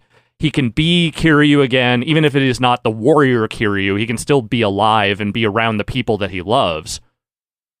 But his diagnosis did not change, or his prognosis, or anything related to how long he has to live. As far as I know, but this is Yakuza, and like bullets don't kill people, so why should I think cancer is actually going to kill people either? That's fair. They're keeping him in the back pocket in case they need him again, it sounds like. Yeah. Here's the thing. There's a lot of good stuff in this game, and there are some characters I really love. Like Yamai is a character I really like. Chitose, who is the sort of who is the new girl in the party. Her arc is a little all over the place, but she's really fun, and the performance is really fun. I think a couple of the villains that are not the main one are pretty good. And some of the mini games and like the big, like the Dondoko Island stuff, like the more fleshed out version of the scumbag Pokemon game, all that stuff is really good. It's just there's too much of it, and it's all stuffed into a game that barely feels like it can hold everything it has. Even relative to other Yakuza games? It is maybe the most overstuffed one of these I've ever played. Oh, wow. A year of overstuffed games. And I like it. Again, I don't want to be too negative on it because I really did enjoy the vast majority of my time with it. I just think they maybe undercut some things they were trying to do with this one by some of the choices they make toward the end. 2 stars. Wow. Wow. It's a really high 4 stars for me. Like it's not a 5-star game for me, but I like all these games to some degree. I think it's really good. I just wasn't all I was hoping for the next big Ichiban game. Was 7 a 5-star game to you? No, but for different reasons. That one was also a 4-star one for me, but the main thing is that with that one, my problems more had to do with the underbaked combat system and some of the early character choices they make for some of your party members I didn't like very much. I think they mostly do right by those characters in this one. And the combat's a lot better. But you're done. But I'm done. I've done it. I'm certainly not going to New Game Plus this thing. I don't have time for that. Man. The big games of the first quarter. Did you buy the New Game Plus for No, it? I did not. Okay. No. Well, there'll be plenty more Like a Dragon to come, Alex. Yeah. And again, I like this game a lot. It will probably still end up on my top 10 list by the end of the year because, I played it for 100 hours. I don't do that very often. So obviously I liked it, but Look, time does not mean enjoyment. No. Okay. I just wish there was a little more Ichiban in this Ichiban game. Well, I think that's going to wrap that up. So that's going to end the spoiler portion of the Like a Dragon Infinite Wealth. Can't believe the things you just said. I know. Crazy. Crazy. We're going to take a break to recover from all this madness. We'll be back with the news in just a moment. Stick around.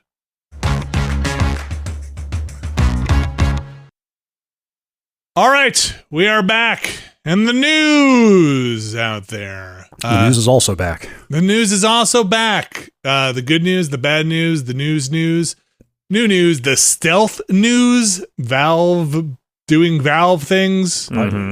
By not making news, they somehow made the biggest news. Brad, this feels like a Valve thing in a lot of ways. Tell me about Deadlock and what the story around Deadlock is. Deadlock has been finally confirmed by Valve. I think we talked about this several months ago. God, it might have been last year even, when like some assets and branding leaked out for a new Valve game called Deadlock.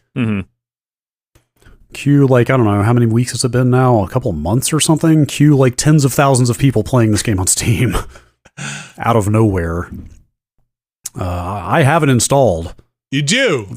Yes, I've had it installed for some time. I've not had time to play it. B, it's a MOBA. I'll just say right now, it is a third-person MOBA. They basically have taken, from the sound of it, I have not played it, but that's the reporting out there on the game that many, many people are playing now. Mm-hmm. It is a 6v6 kind of hero team shooter, except it's also Dota. It seems like they literally have mashed up Dota and an Overwatch type.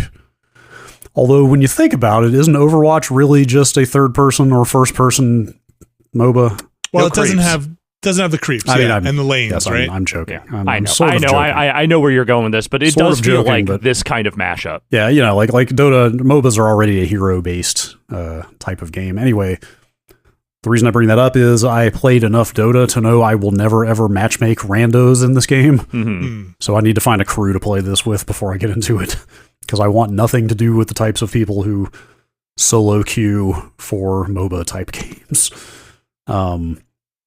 Anyway, yeah, like they basically launched kind of like a friends and family alpha, beta, whatever test for this. Mm-hmm. And they made it so anybody who's in the test can just invite anybody else. Oh, gotcha. Which is how I got in like 3 weeks ago.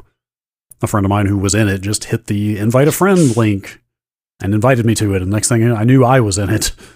But they have not wanted people talking about it. There was a pop-up when you launched the game that basically said, like, hey, this is a closed test. Like, be cool. Don't do stuff with this. Don't, whatever. Mm-hmm. Report on it. There was here we go, talking about discourse again. There was a whole kerfuffle a couple weeks ago when The Verge ran a story about this because they were like, hey, we didn't sign any NDAs. Uh-huh. And then a lot of people got mad, and then Valve banned them from matchmaking. Hot damn. Maybe they should have made an NDA then, if that's how serious they were about it. Well, but the weird thing is that this state of affairs just continued, for weeks on through that incident, and finally up till now, they still have not officially put out a press release as far as I'm concerned, or as far as I'm aware, excuse me. But they did put up a Steam store page finally. Which maybe has the most, and this is Valve, they can do whatever they want on their Steam store page, the most TBA and bare bones ass page I've ever seen. Yeah, like the video that plays is kind of hilarious. It's basically just like a idle animation of a character standing there smoking. The only thing about this game, Deadlock is still in early development stages with lots of temporary art and experimental gameplay. Limited access to and this is what you were saying. Access to Deadlock is currently limited to friend invites via our playtesters. System requirements, OS, TBD, processor, TBD, graphics, TBD, sound card, TBD. Mm-hmm. There's really nothing here. Like the top line description, Deadlock is a multiplayer game in early development. When is it coming out? TBD. That's the entirety of the description at the top of the page. It's amazing. It is. It is a stub. It looks like a release stub page for something that it looks like it's going to be filled out. But there is, like you said, there is gameplay out there if you want to watch. Yeah, people running around in it. Like YouTube is full of clips of this game of like people posting, I think, like strategy videos per character now and stuff. Like it's, I don't like. It's kind of. I don't know. I was not a big MOBA person. I'm a little saturated even on hero shooters and team hero shooters. So that combination to me doesn't make me excited, but we've done this before, right? Haven't we done the creeps in a hero shooter before? Didn't someone else try this? Well, I'd come at it from the other direction. It was less, I think, that hero shooters have tried to get some MOBAs in there and more that MOBAs have tried to go third person. Okay.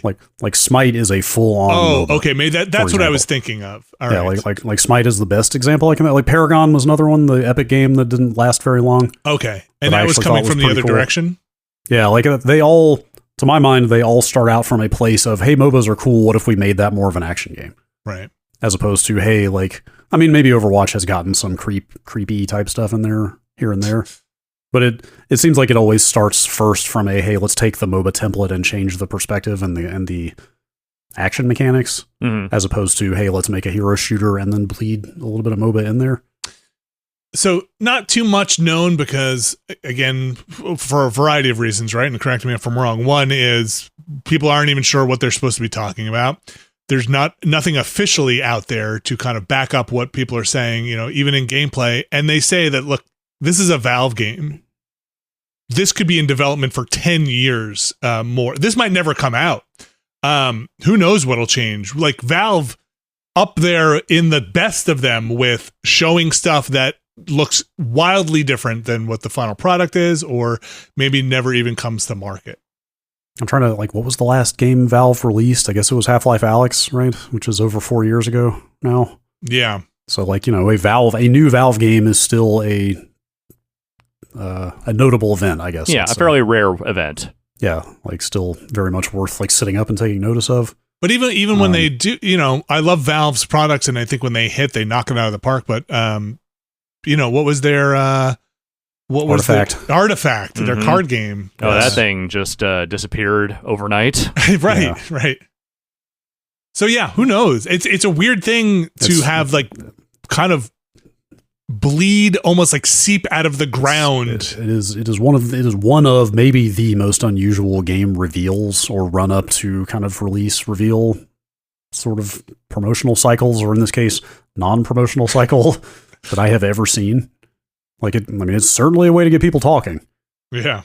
Well, certain people to get talking, because, you know, like for me, it's like, oh, okay, MOBA shooter, okay, but I would love to have an official release to see what Valve has to say about it, right? Like, why bring this into the market? What place does Valve think this will take in the market versus kind of having everybody else try to define it by their experience with it?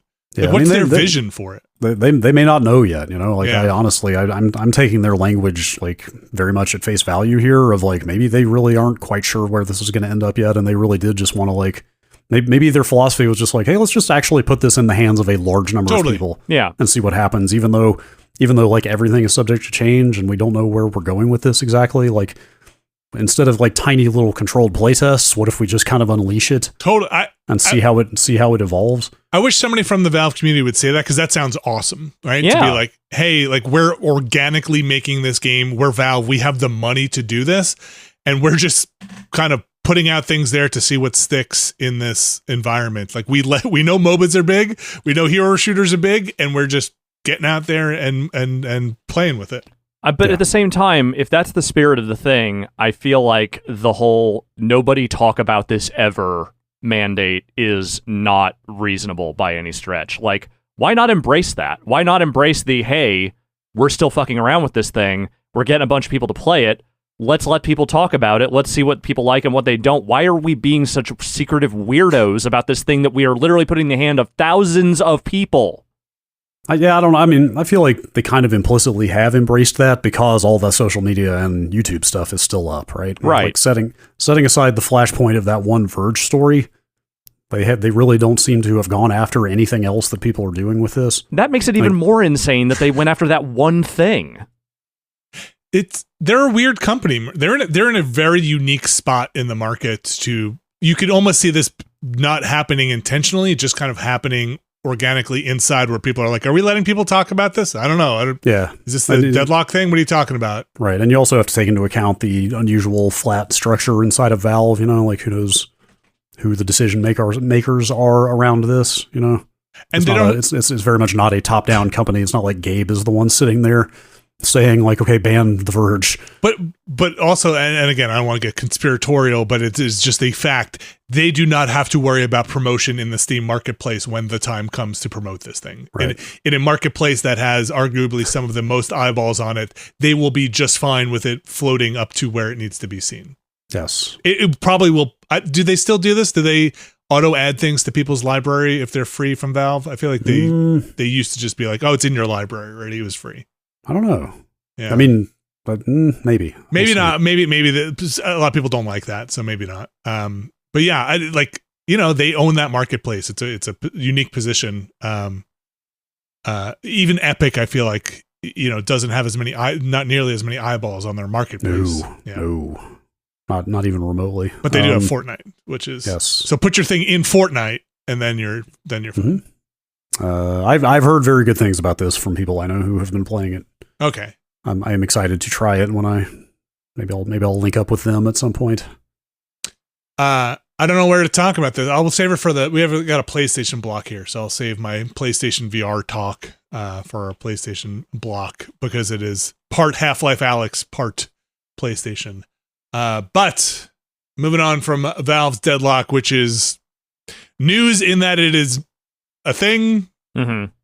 They've acknowledged it by somebody putting up a page on Steam. Nobody's officially put out a release or anything, right? Like nobody's even confirmed. No, that internally? the Steam store page going up is the only kind of official. How crazy would it have been if they had like stripped any mention of the developer from this game? Oh, like if they had gone out of their way to obfuscate who made this game in every single respect, and still got it out there with people playing it. How weird would that be? That'd be weird for this game with no obvious provenance to just start circulating among the gaming community. That'd be weird. I wonder if it wouldn't. You know, everybody wants to try Valve's next thing. That's. I mean, the Valve name obviously carries a huge amount of favor. Yeah. Clearly, it's the next Half-Life. All right, Nintendo had a Nintendo Direct. We are kind of just minutes out from Gamescom, but Nintendo had their Nintendo Direct, which Nintendo was not at Gamescom, but not too many things in here. So is there Nintendo Direct plus like their indie showcase stuff, right? So they're kind of tag teaming here with a bunch of indie stuff as well. Couple of things here though, Brad, you've pulled out. Yes, there's a specific reason I want to talk about this beyond the obvious. Digital Eclipse has announced their next Gold Master Series game. Mm-hmm. It's Tetris. Tetris Forever is the name of this product, which that's a fine choice for the next one of these. Yeah, that's their kind of quasi documentary interactive museum sort of thing. You know, they did Karateka. Jeff Mentor, Atari 50 is one of those, basically. It's that. They're putting Tetris Battle Gaiden in it. I know, that's pretty wild and cool. What is it? It's 15 Tetris games. I mean, it's going to have their whole...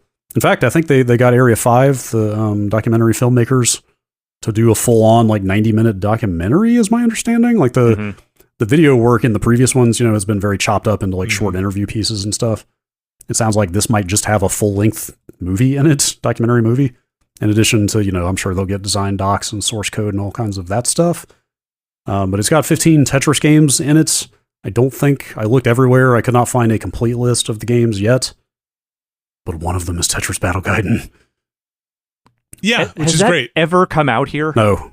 So it's never come out outside of Japan. That's what I thought. Tetris Battle Gaiden, we played it on Giant Bomb here and there.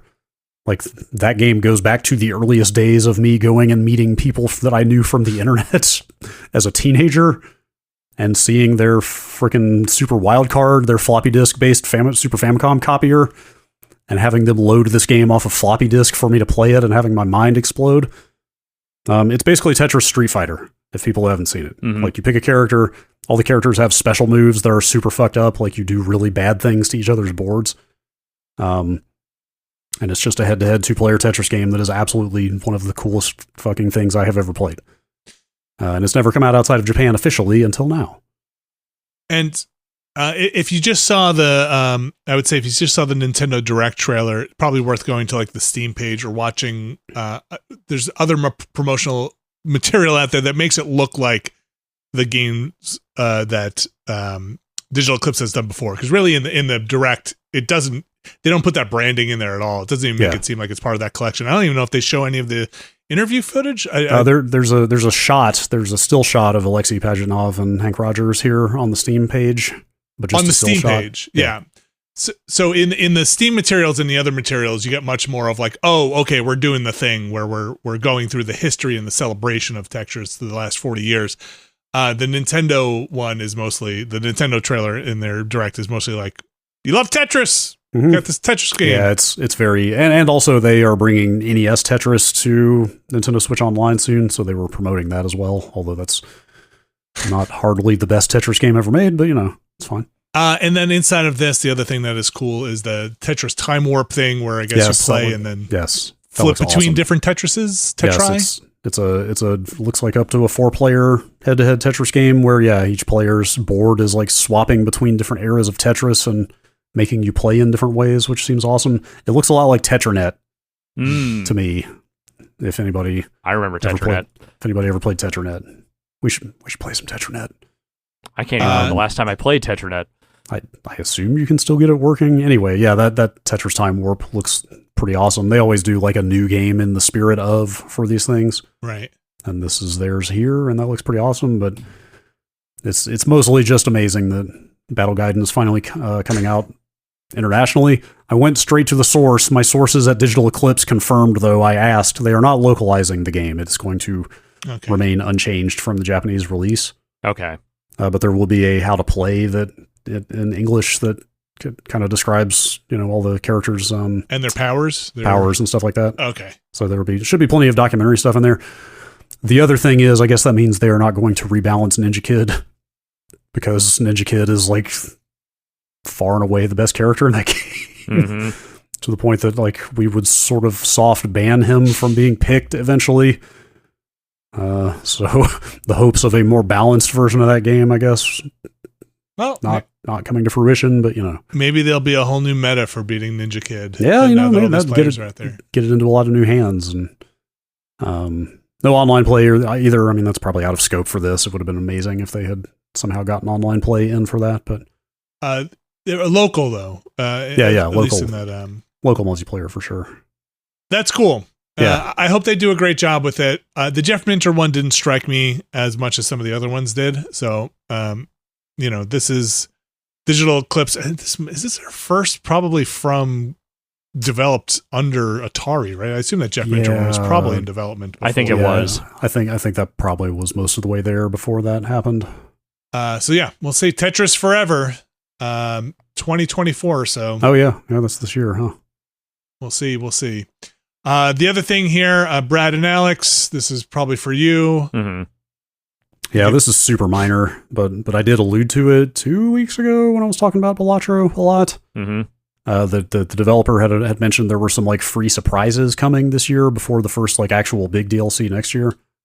The first one of those surprises came out yesterday at the time of this Nintendo Direct. It's a bunch of like collaborative decks with other games such as The Witcher and Vampire Survivors. Which is funny because Vampire Survivors was, prior to Balatro, the one that was definitely at the forefront of doing this exact kind of thing. Yes, for sure. And also like consuming just mass quantities of your time. Both of those things, yes. Among Us and Dave the Diver are the other two. I guess these are just cosmetic card decks. Mm-hmm. No new abilities on these, but it's still cool. Yeah, I mean it's new content and it's free, so why not? Yeah, and I just wanted to mention it because we did touch on that they had been teasing this recently. Mm-hmm. Balatro is still very good. Still probably my favorite game this year. Like it's very up there for me too.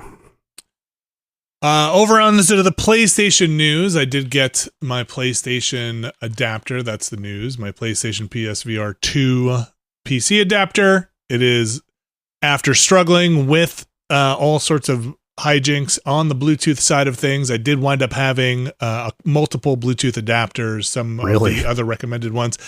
Yeah, I had some from the Mister for controllers and some for other things that I bought over the years. I finally got everything, I think, in a state where I can just boot that thing up and it runs. It kept disconnecting controllers, and then I'd have to go and reconnect it. And then this could just be a Bluetooth thing.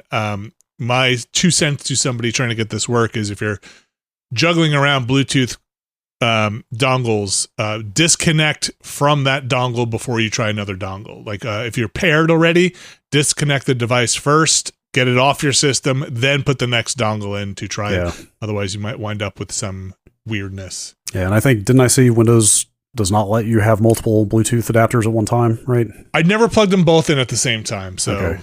I mean is like, well, yeah, I guess you basically just explained that. Yeah, so like it would be like, I can't disconnect this, and be like, yeah, that's what I mean. God, why? It's like, maybe because it's paired with another dongle, but it is trying to read it.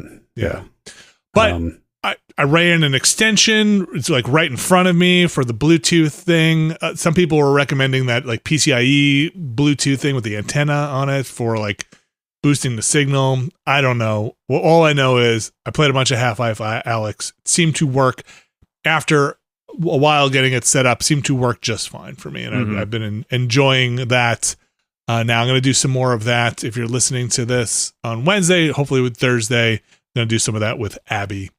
Check out some PlayStation VR stuff. Yeah, turns out streaming VR by yourself, probably not a good idea. Yeah, tough. Not knowing There's a lot going on there. If the stream is down or up. But so the controller tracking is smooth for you now that you dialed everything in? Seems like it. Like my biggest problem was that it would just lose a controller, the left controller. It would just lose it and just be like, not even like, it would just not pair it anymore. It would be paired and then it just wouldn't be there. And then I'd have to like reset it and set it back up. But seems to be working out. Half-Life Alyx seems pretty fun. Good. Yeah. And the headset tracking and stuff like that, I haven't had many issues with really. I like no stuttering or losing a signal or anything like that. So far, knock on wood, doing pretty well here. I did get that like low VRAM warning when I booted it up, but I just powered through. I got it once and then not again, and just kind of powered through. Yeah, I think that's actually just a common Alyx error from what I've seen. For those wondering, I'm playing on a 4080, so should be plenty enough to work on there. And which Bluetooth adapter did you end up on? What did I end up on? The Asus one, I think, is the one I currently have on here. Yeah, that's the one that it seemed like the most people were having luck with. Yeah, I was just gonna go grab it. Actually, it's still plugged in because they're tiny. And I put it on a USB extender, so it's like just literally right in front of me. I don't know if that makes a difference, but I had been using the TP-Link one. That's what I started with. Again, maybe that one would work fine. I don't know, but in the end, I had that Asus one. The discourse out there was with their spreadsheets seemed to be saying the Asus one, fewer people were having problems, so that's what I landed on. I'm excited. It's like declare this podcast a no discourse zone. Oh, the discourse is exhausting. But in this case, the spreadsheet that the discourse made, it seemed to say that had fewer issues, and so now I've got this TP-Link, which I'm going to put into the Mister. Take this Asus one, which I had, and that's now sitting over here. And I wound up just buying a stand for my PlayStation VR 2 because how the hell do you store that thing? Just when I grabbed it was all just put it in a big box and push it away. Yeah, mine sits in a plastic bin with a towel over it to keep the dust off. Okay, that seems like a good place to do it. I bought one that had the controllers and the VR integrated into one stand. Basically, those controllers really do not last a long time. They seem to burn through battery. Yes. But yeah, I've enjoyed it so far. That's super fun. And thanks again to everybody who was looking out, trying to tell me when these things were going on sale. They seem much more available now after that kind of opening salvo. Thanks to Wario64 for doing what he does. All the great work out there. Mm-hmm. I have one. Hooray. Keeping me informed about things that could possibly cost 30% less. So I think, tomorrow I might try some more Half-Life Alyx and try the Half-Life mod, the VR mod, that community mod that's out there, and see how that works and see if I can vomit. For which Half-Life? Half-Life 1. 1? Yeah. Original 1? I think it's 1. Oh, that would be a trip to see that in VR. I saw a bunch of them. I think episode 1 has one. But I think I saw one for 1. I have to double check. It's a whole other world out there with all these PC VR things. Mm-hmm. All right. But enough of the personal news. Brad, there's other news out there in PlayStation world. Yeah, this is just a quick one. Does not affect people in this country, of course, but the PS5 is getting a pretty significant price hike in Japan, which I think is probably due to the weakness of the yen, if I had to guess. Mm-hmm. But I certainly am not an economist. I am. I wouldn't want to hang out with you if you were, honestly. Oh, well then why are they doing this then? I don't know, because I actually did look up, like, are the inflation rates, how are they doing relative to the U.S.? And all I could find was they had a spike in 2023, and they are relatively close currently, too. But again, not economists for real, but like... You're talking for the inflation, right? Not exchange rate? For inflation, yeah. Because I was wondering, because we haven't had... This is their second increase, and we haven't had any in the US here for PlayStation, and Xbox has done a price increase and we haven't had any here. So originally Sony did one that was a bunch of countries, just not the US, including stuff around Europe and other territories. And this is their second big one. Yeah. And this is a pretty significant one. It's about $90 per console for across the different SKUs of the PS5. Controllers are going to cost more. The PlayStation Portal is going up. Mm-hmm. Kind of across the board, they are raising prices on quite a bit. The recent challenging external environment, including the current fluctuations in the global economic situation and the impact it will have on our business, is the reason they give. For this, it could be the weekend. I really don't know what's going on internally there. Like, it is significant. Yeah, it is pretty substantial. Like the PlayStation 5 has been $500 in the United States since launch, right? Like that is where it is. It is now, according to where the exchange rates are now, about $550 in Japan, right? Like that's a pretty significant difference in buying power for your console. And then again, Microsoft did the same thing in January with their price hike in Japan. So sorry, it might be Microsoft did it in August. Let me just check my notes here for a second. Yes, Microsoft had one a couple of weeks ago. Oh gosh, I must have missed that one. Yeah, it was 12%. Sorry, I think Sony's price hike was in January, their first one, and then they're doing another one. Microsoft had a 12% increase on their Xbox earlier. So again, not economists, but that's significant. Mm-hmm. Yeah. Speaking of significance, maybe the state of play that's rumored for next month. Weird. Or maybe not.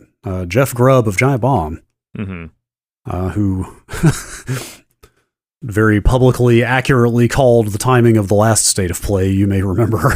Really down to the wire on that last one. He's saying there's going to be another one next month, which, state of plays happen all the time. I don't know what games Sony would have to show off there, because, they've been moderating expectations, let's say, about what they've got coming out. Through the end of fiscal next March or whatever. The reason I put this in here, though, is with all the talk about the Switch 2, I feel like we keep forgetting there is another rumored console kind of hanging in the, waiting in the wings to be revealed any day now, which is the PS5 Pro. Did you see these stories circulating that was basically openly talked about at Gamescom? Like the developers were just basically just talking about it, just briefing people on it. I mean, it's a weird, well, not necessarily public, but like open rumor style thing. Yes, I know exactly how that is. The weird thing is they're at TGS this year, and that's a month. That's September 26th. That's not far off. Which is right around the timing of when Grubb is saying this direct might happen. Yeah. So are they basically going to announce and then show something at TGS? Sorry, state of play, not direct. That's possible. I guess that does seem possible.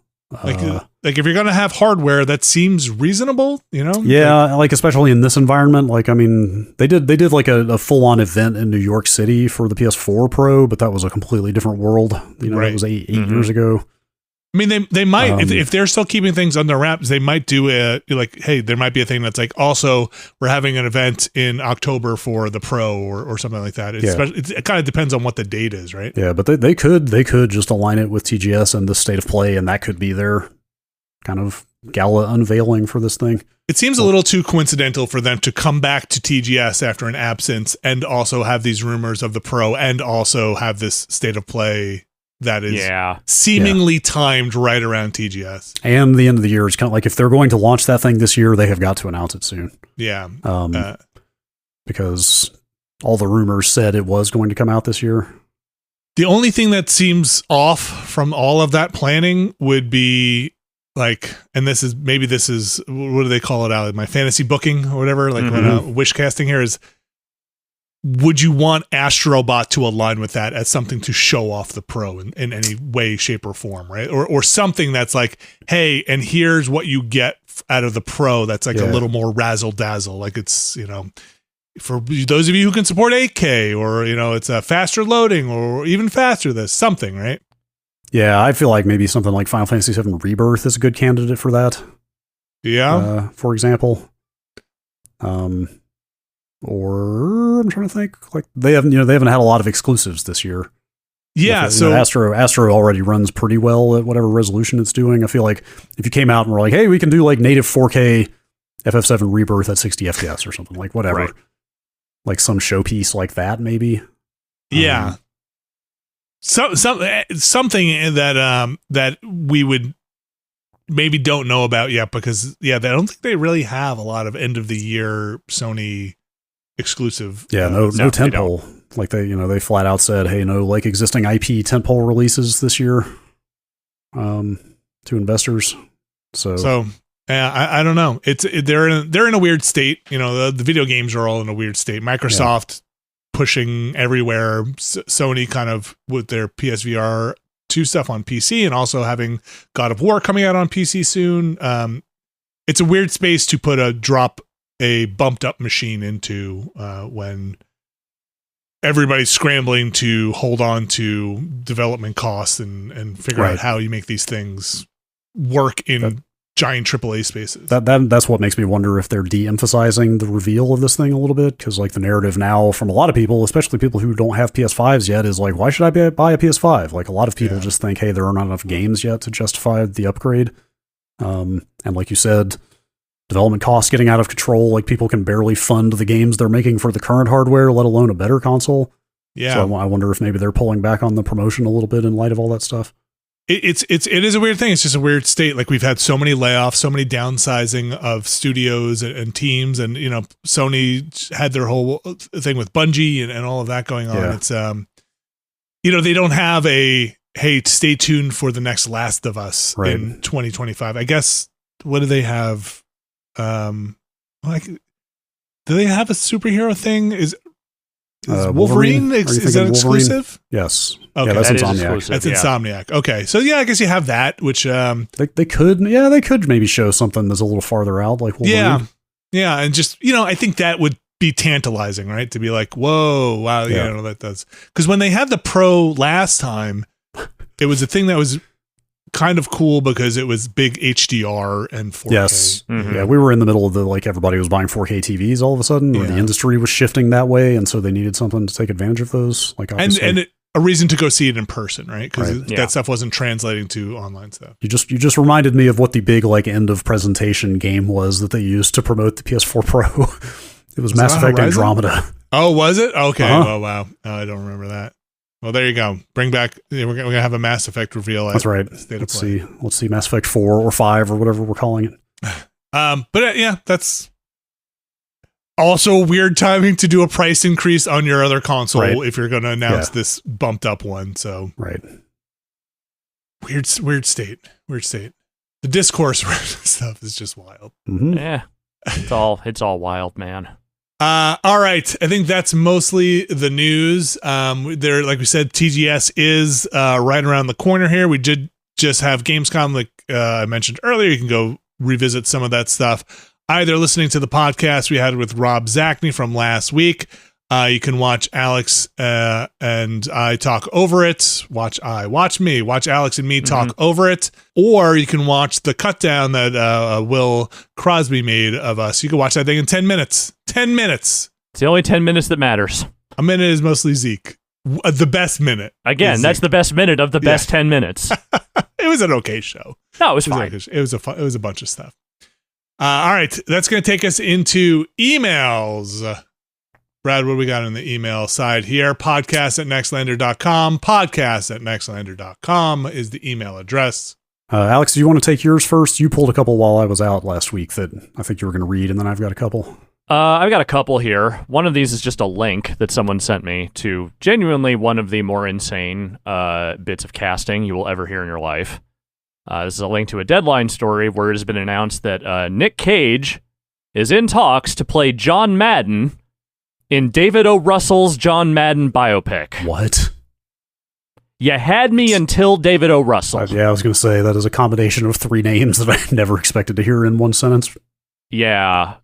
I have no idea if this will be good or worthwhile or anything. The Cage casting is a strange thing, but I could see maybe making it work. But as soon as you put David O. Russell in the mix, I'm like, I'm good. Yeah, I mean, he's purportedly a giant asshole, but his stuff's still pretty good, right?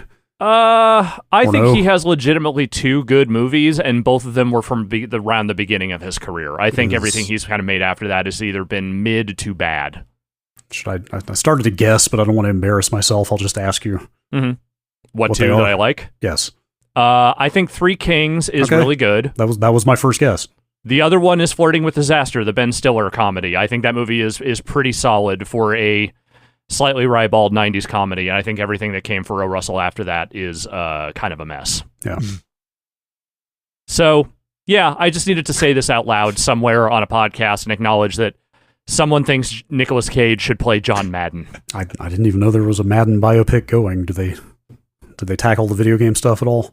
I have no idea what the script is, like what specific era of Madden they were going to be focusing on. You would have to assume it's announcer, like just given the age of Nick Cage, unless they're going to do some.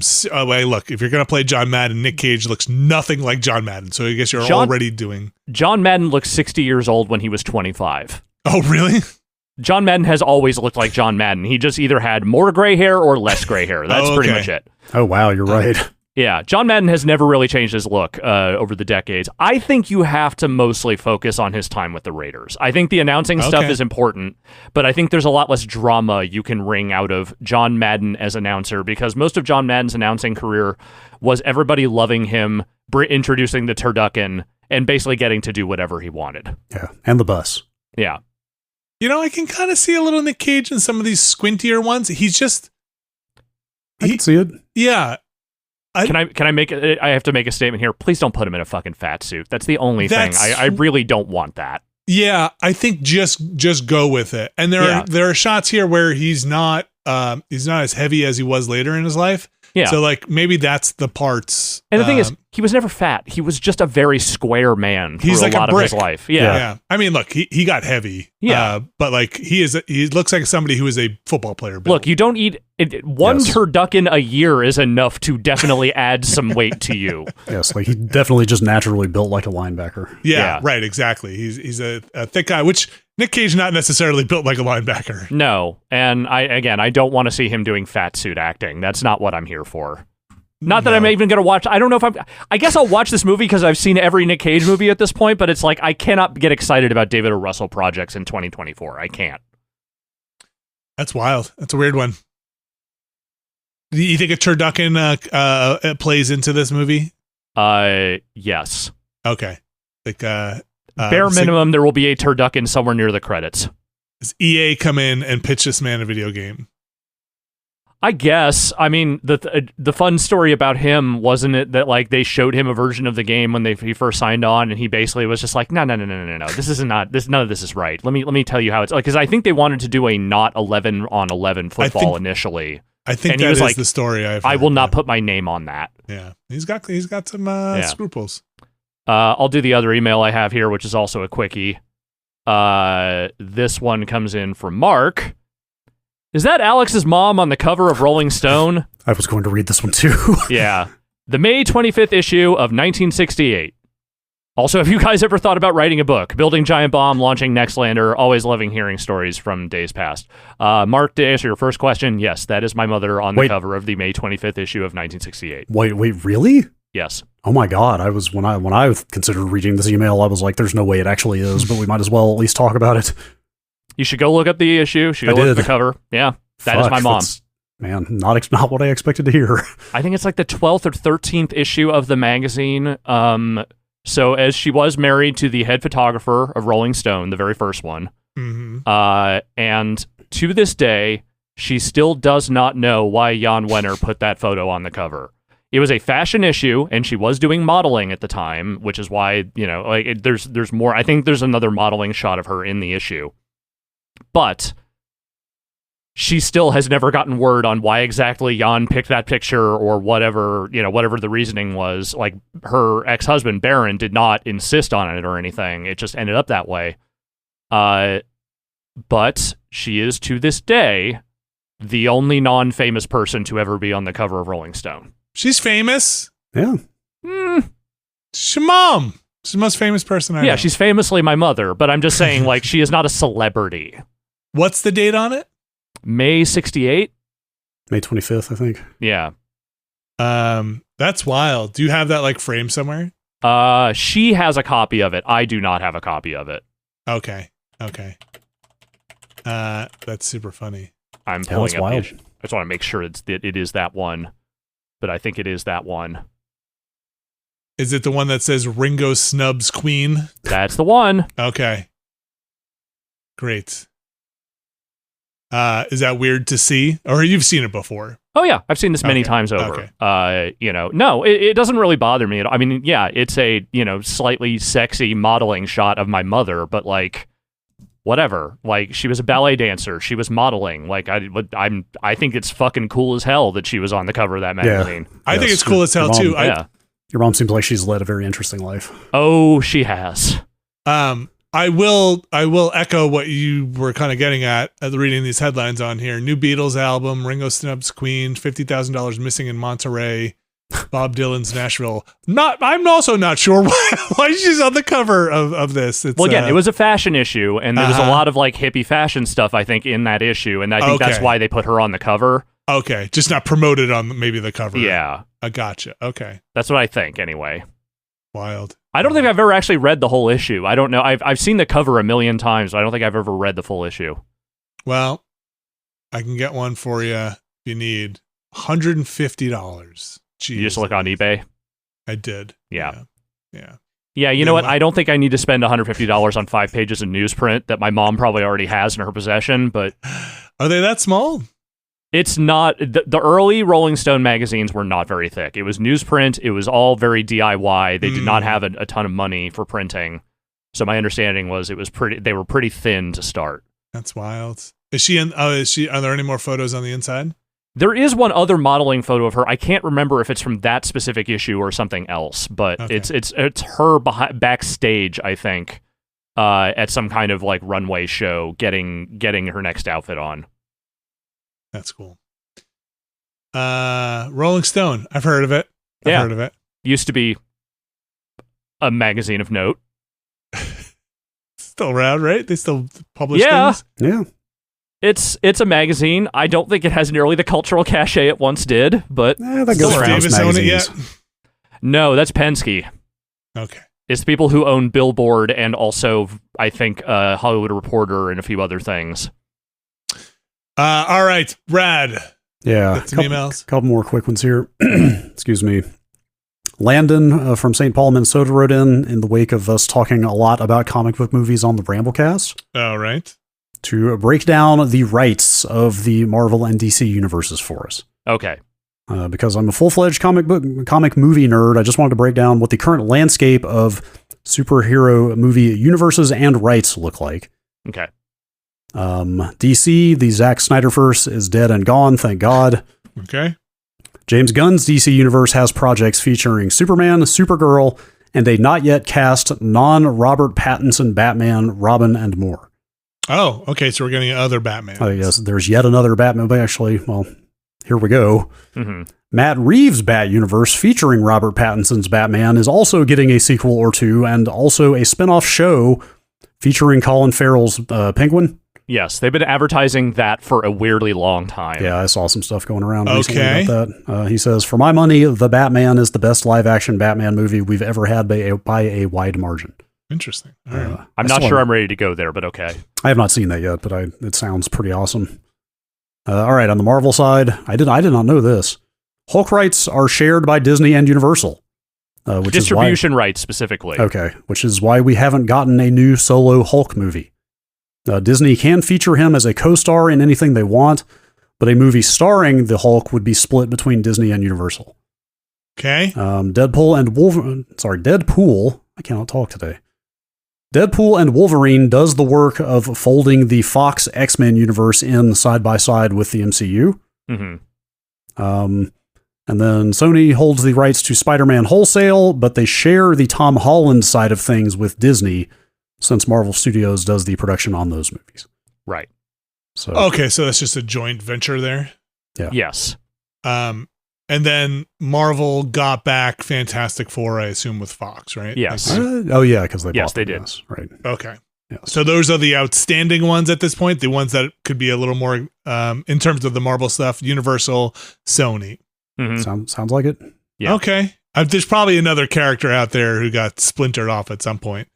And then it sounds like on the DC side from this email that we have basically what sounds like to me, and I could be very wrong here, correct me if I'm wrong, the Justice League universe they're building, and then a separate Batman universe, right? With the is that what's going on? Yeah, or at least this Robert Pattinson Batman line will continue for another couple movies. Yeah, but I bet the James Gunn stuff. This is probably confirmed somewhere. I just don't pay attention to it. Is probably leading up to some kind of phase, DC phase, and that's how it was positioned in the press when they hired him. Was that they were kind of hiring him to construct a new DC universe for them, kind of ground up. Superman right, because we talked about that in the games as well, right? They wanted continuity with the actors and everybody who portrays stuff and all across the pan media, right? Yeah. Mm-hmm. All right, so that's good. Thanks for the clarification. Yep. Now you know a little more. Yes. Yeah. Very useful information to hold in your brain. Yeah. All right. Last email from Patrick about Peter Molyneux's immunity to satire. Yes. In the very first Arrow Pointing Down podcast, before Alex had even put in an appearance, Ryan joked about Peter Molyneux's habit for overpitching and underdelivering on bizarre game features. At the time, the example was the dog that was originally intended to feature in the first Fable, which became a bit about players needing to be able to, quote, customize their own ham sandwiches. Fast forward to 2024, and Peter Molyneux took the stage at Opening Night Live to literally pitch a game which appears to feature customizable ham sandwiches. Yeah. I find myself thinking, is any game developer more of a satire of themselves than Molyneux? Will the sandwiches make the final game? Will the game even release? Who thought putting Molyneux on stage in 2024 was a truly good idea? All the best, chicken chasers. Nice. I think the answer to the first question is no. There is nobody that is more of a living self-parody of themselves than him. Yeah, I have to agree, I think, at this point. Well, okay, look, I don't want to get back into the quote-unquote discourse, but... Sounds like you are. But it's hard. We live in an age now where, there are... People will go out. I feel like I'm going to put Peter Molyneux back in that group, Alex, that I refer to often, which is a little more on the kook side, right? Like on the part where you're like, okay, Peter Molyneux's out there saying weird things, tinfoil hattie and that stuff. How dangerous is Peter Molyneux out there in the, Not very these days, I don't think. Yeah, I would say Kojima sort of fits into that lane a little bit, but not in a bad way. Not in a bad way. In a way that he kind of leans into, with all the celebrity scanning and stuff. Yeah. It feels like he's kind of playing into an image a little bit. I don't see it that way. I don't think he's playing into an image. I think he is just he is unflappably himself, no matter what. Yeah, I don't mean to suggest he is not earnest about everything he does. Yeah. It's more that he just keeps on both fulfilling and then surpassing the cliche about him over and over. Yeah. I think the thing about Molyneux, and I think you said this during the Gamescom thing, Alex, is he's the most Carney-like. He is the most like there's a cart behind him with clinking with bottles and vials of video games. Nothing but just fucking, potions and poultices that he is selling to the local the local government and being like, this'll take care of all your humors. Where he spreads his arms to introduce a game and stuff falls out of it. Yeah. Like everybody's wallet drops on the thing. Be like, I gotta go. Thank you very much, Peter Molyneux. Go subscribe to my game. Yes, he's definitely the most old school pitching, like a Barker, right? And that's the vibe I'd give to him. Self parody is a weird thing, or I feel like you stick around in this long enough. Everybody becomes sometimes I think Sid Meier almost feels like a parody of himself because he shows up standing in front in an office with the thing that says Civ on it just to be like, I love spreadsheets. I don't know what you want me to say. Yeah. That's me. I am this person. The man just likes coding AI. Yeah, right, exactly. And it's what would you think of this person? He's not in it to be a superstar, Yes. Also, I fucking hate that this is where we're at, that I have to specify, I mean the traditional video game usage of AI. Yes. As in the routines that make the enemies work. Not his large language model. This is messed up. First of all, there's a Masters of Albion page on Steam, source page already, which I did not realize. That's the game that Molyneux announced last week. If you click through the developer, they're still using the 22 Cans name. I did not realize they have straight up delisted Goddess from Steam. That happened a while ago. I guess I had forgotten about that because, like, if you click through their developer link, you don't see the game that has like an overwhelming number of negative reviews on it because they never finished it because they took it down. Like, I'm kind of shocked that he's even still using that name for his company. I lost track of Goddess. I feel like at some point I knew what the story was, and then it never came out of early access. Where's Milo? He's trapped. Where is he? He's in the TV still. Is he still alive? So he's in the cart that Molyneux wheels onto back and forth on stage. Milo wants to be a real boy, and the Geppetto Molyneux is just someday. I'm saying right now, I will never play another Peter Molyneux thing until he shows me proof of life of Milo. I need to know that that child is all right, that it is being cared for, and that he is not neglecting it. Dude, Milo is in his like late 20s at this point. And that's fine. I need to know. I want to see Milo holding up today's newspaper. What was Milo Connect? Yeah, it was a Connect it was concept. A Connect thing. I felt like an idiot for getting all excited when I saw this game because I like black and white so much and postulates. Sure. Why would you be an idiot? That's what Molyneux does. But then you saw the footage of it. Well, not only that, I didn't think it looked terrible. It looks pretty early and a bit rough, but also there's the part, I just mentioned that he literally did not ship his last God game that he started and then abandoned, Like, what am I doing? I don't know. Like, I know better than this. Look, we can't live in a society with no hope in video games. Yeah, fair. Know, you gotta, you go and they, like I said before, digging into some of the stuff around some of the talk about video games and all that stuff. It's ridiculous out there, and like you got to have a little glimmer of hope. That even look, I'm sure people are really actually genuinely mad at Peter Molyneux, and maybe in a way that requires a lawsuit. I don't know, but he always came off as kind of this relic of a carny video game person. Yeah, kind of. Especially post or during the whole Goddess stuff, like post his Lionhead stuff. It was a time when video game hokum could be treated with an air of and it was not the man, get this motherfucker out of my sight. Curiosity was basically a make or break stunt, and unfortunately I think it went the wrong way for him. Yeah.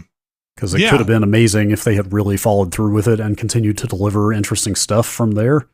Look, what if this next thing is awesome? It could be. I don't know. Yeah. I'd love to hear that's the case.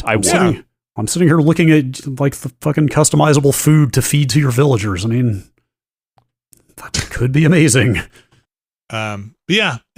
He's definitely up there in terms of folks who have fulfilled the caricature that other people have made of them, right? Oh, yeah. It's got self-parody. It's got literally the thing that I am currently struggling to get black and white running again for, which is the physics-based hand of God. Just pick a person up and fling them around and then toss them into the sea.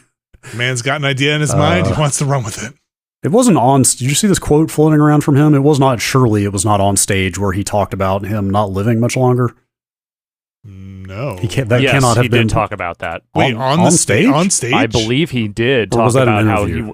I thought I remembered him saying, "I ain't got too many years left." Though there is an interview, I think, where he does also say that. I think it's the text interview that I saw this quote come out of. Look, where he we flat were out, talking over Gamescom, so we could have talked over it. He flat out said, like, "Hey, I drink too much and smoke too much. I don't have a lot of years left in me. If I'm going to make one more game, I might as well go for it." Sure, go for it. That's literally the pitch now. This is Peter Molyneux's final game. I think that's literally, not literally, because the drinking and the smoking was out, but I think that's what Bill Clinton said at the DNC when he was up there, when they were like, maybe you should just get off the stage. Nobody said that, but everybody was thinking it. And he just says, I don't know, this is probably my last one of these. Yikes. So, look, everybody's getting older. But he is. Look, sure. as much as I want to not believe this is some kind of cynical ploy at, getting sympathy for a figure that has definitely lost some trust in the industry over the years.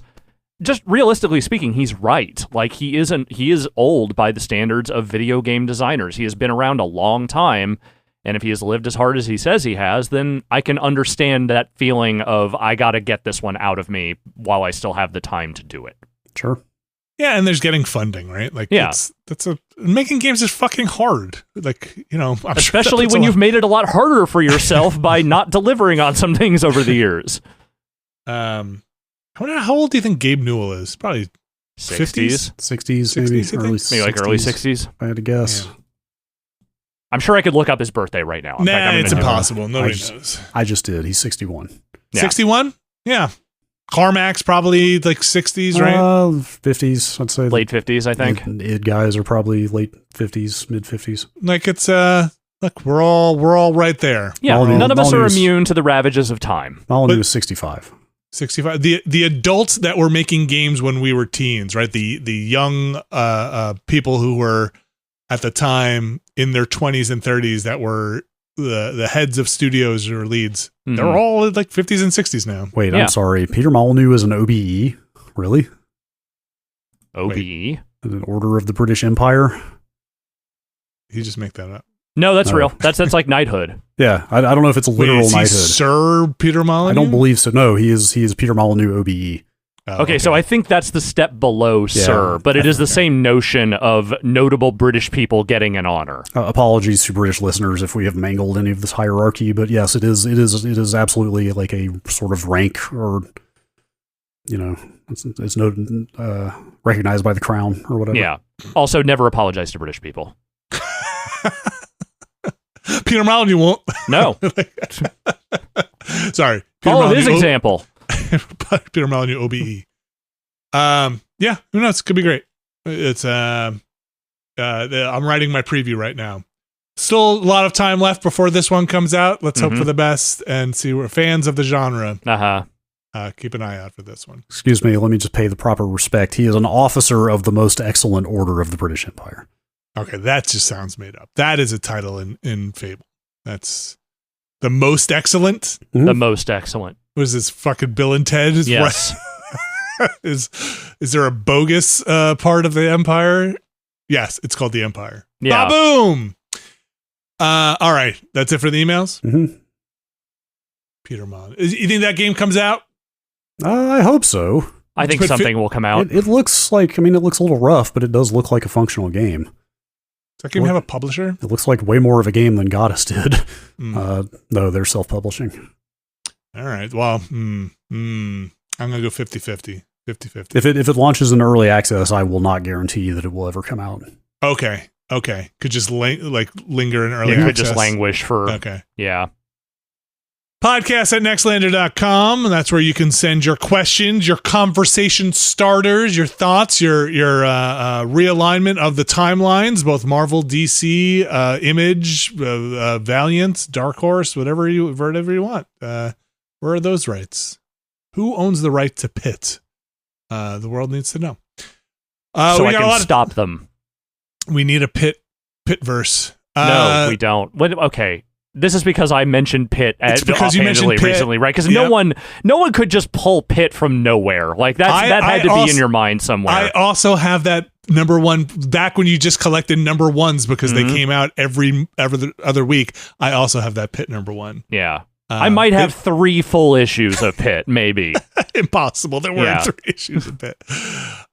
You're confusing it with Max. Which not I a think comic. HBO, I think I had a collection of Max stuff, but I never had like the individual issues.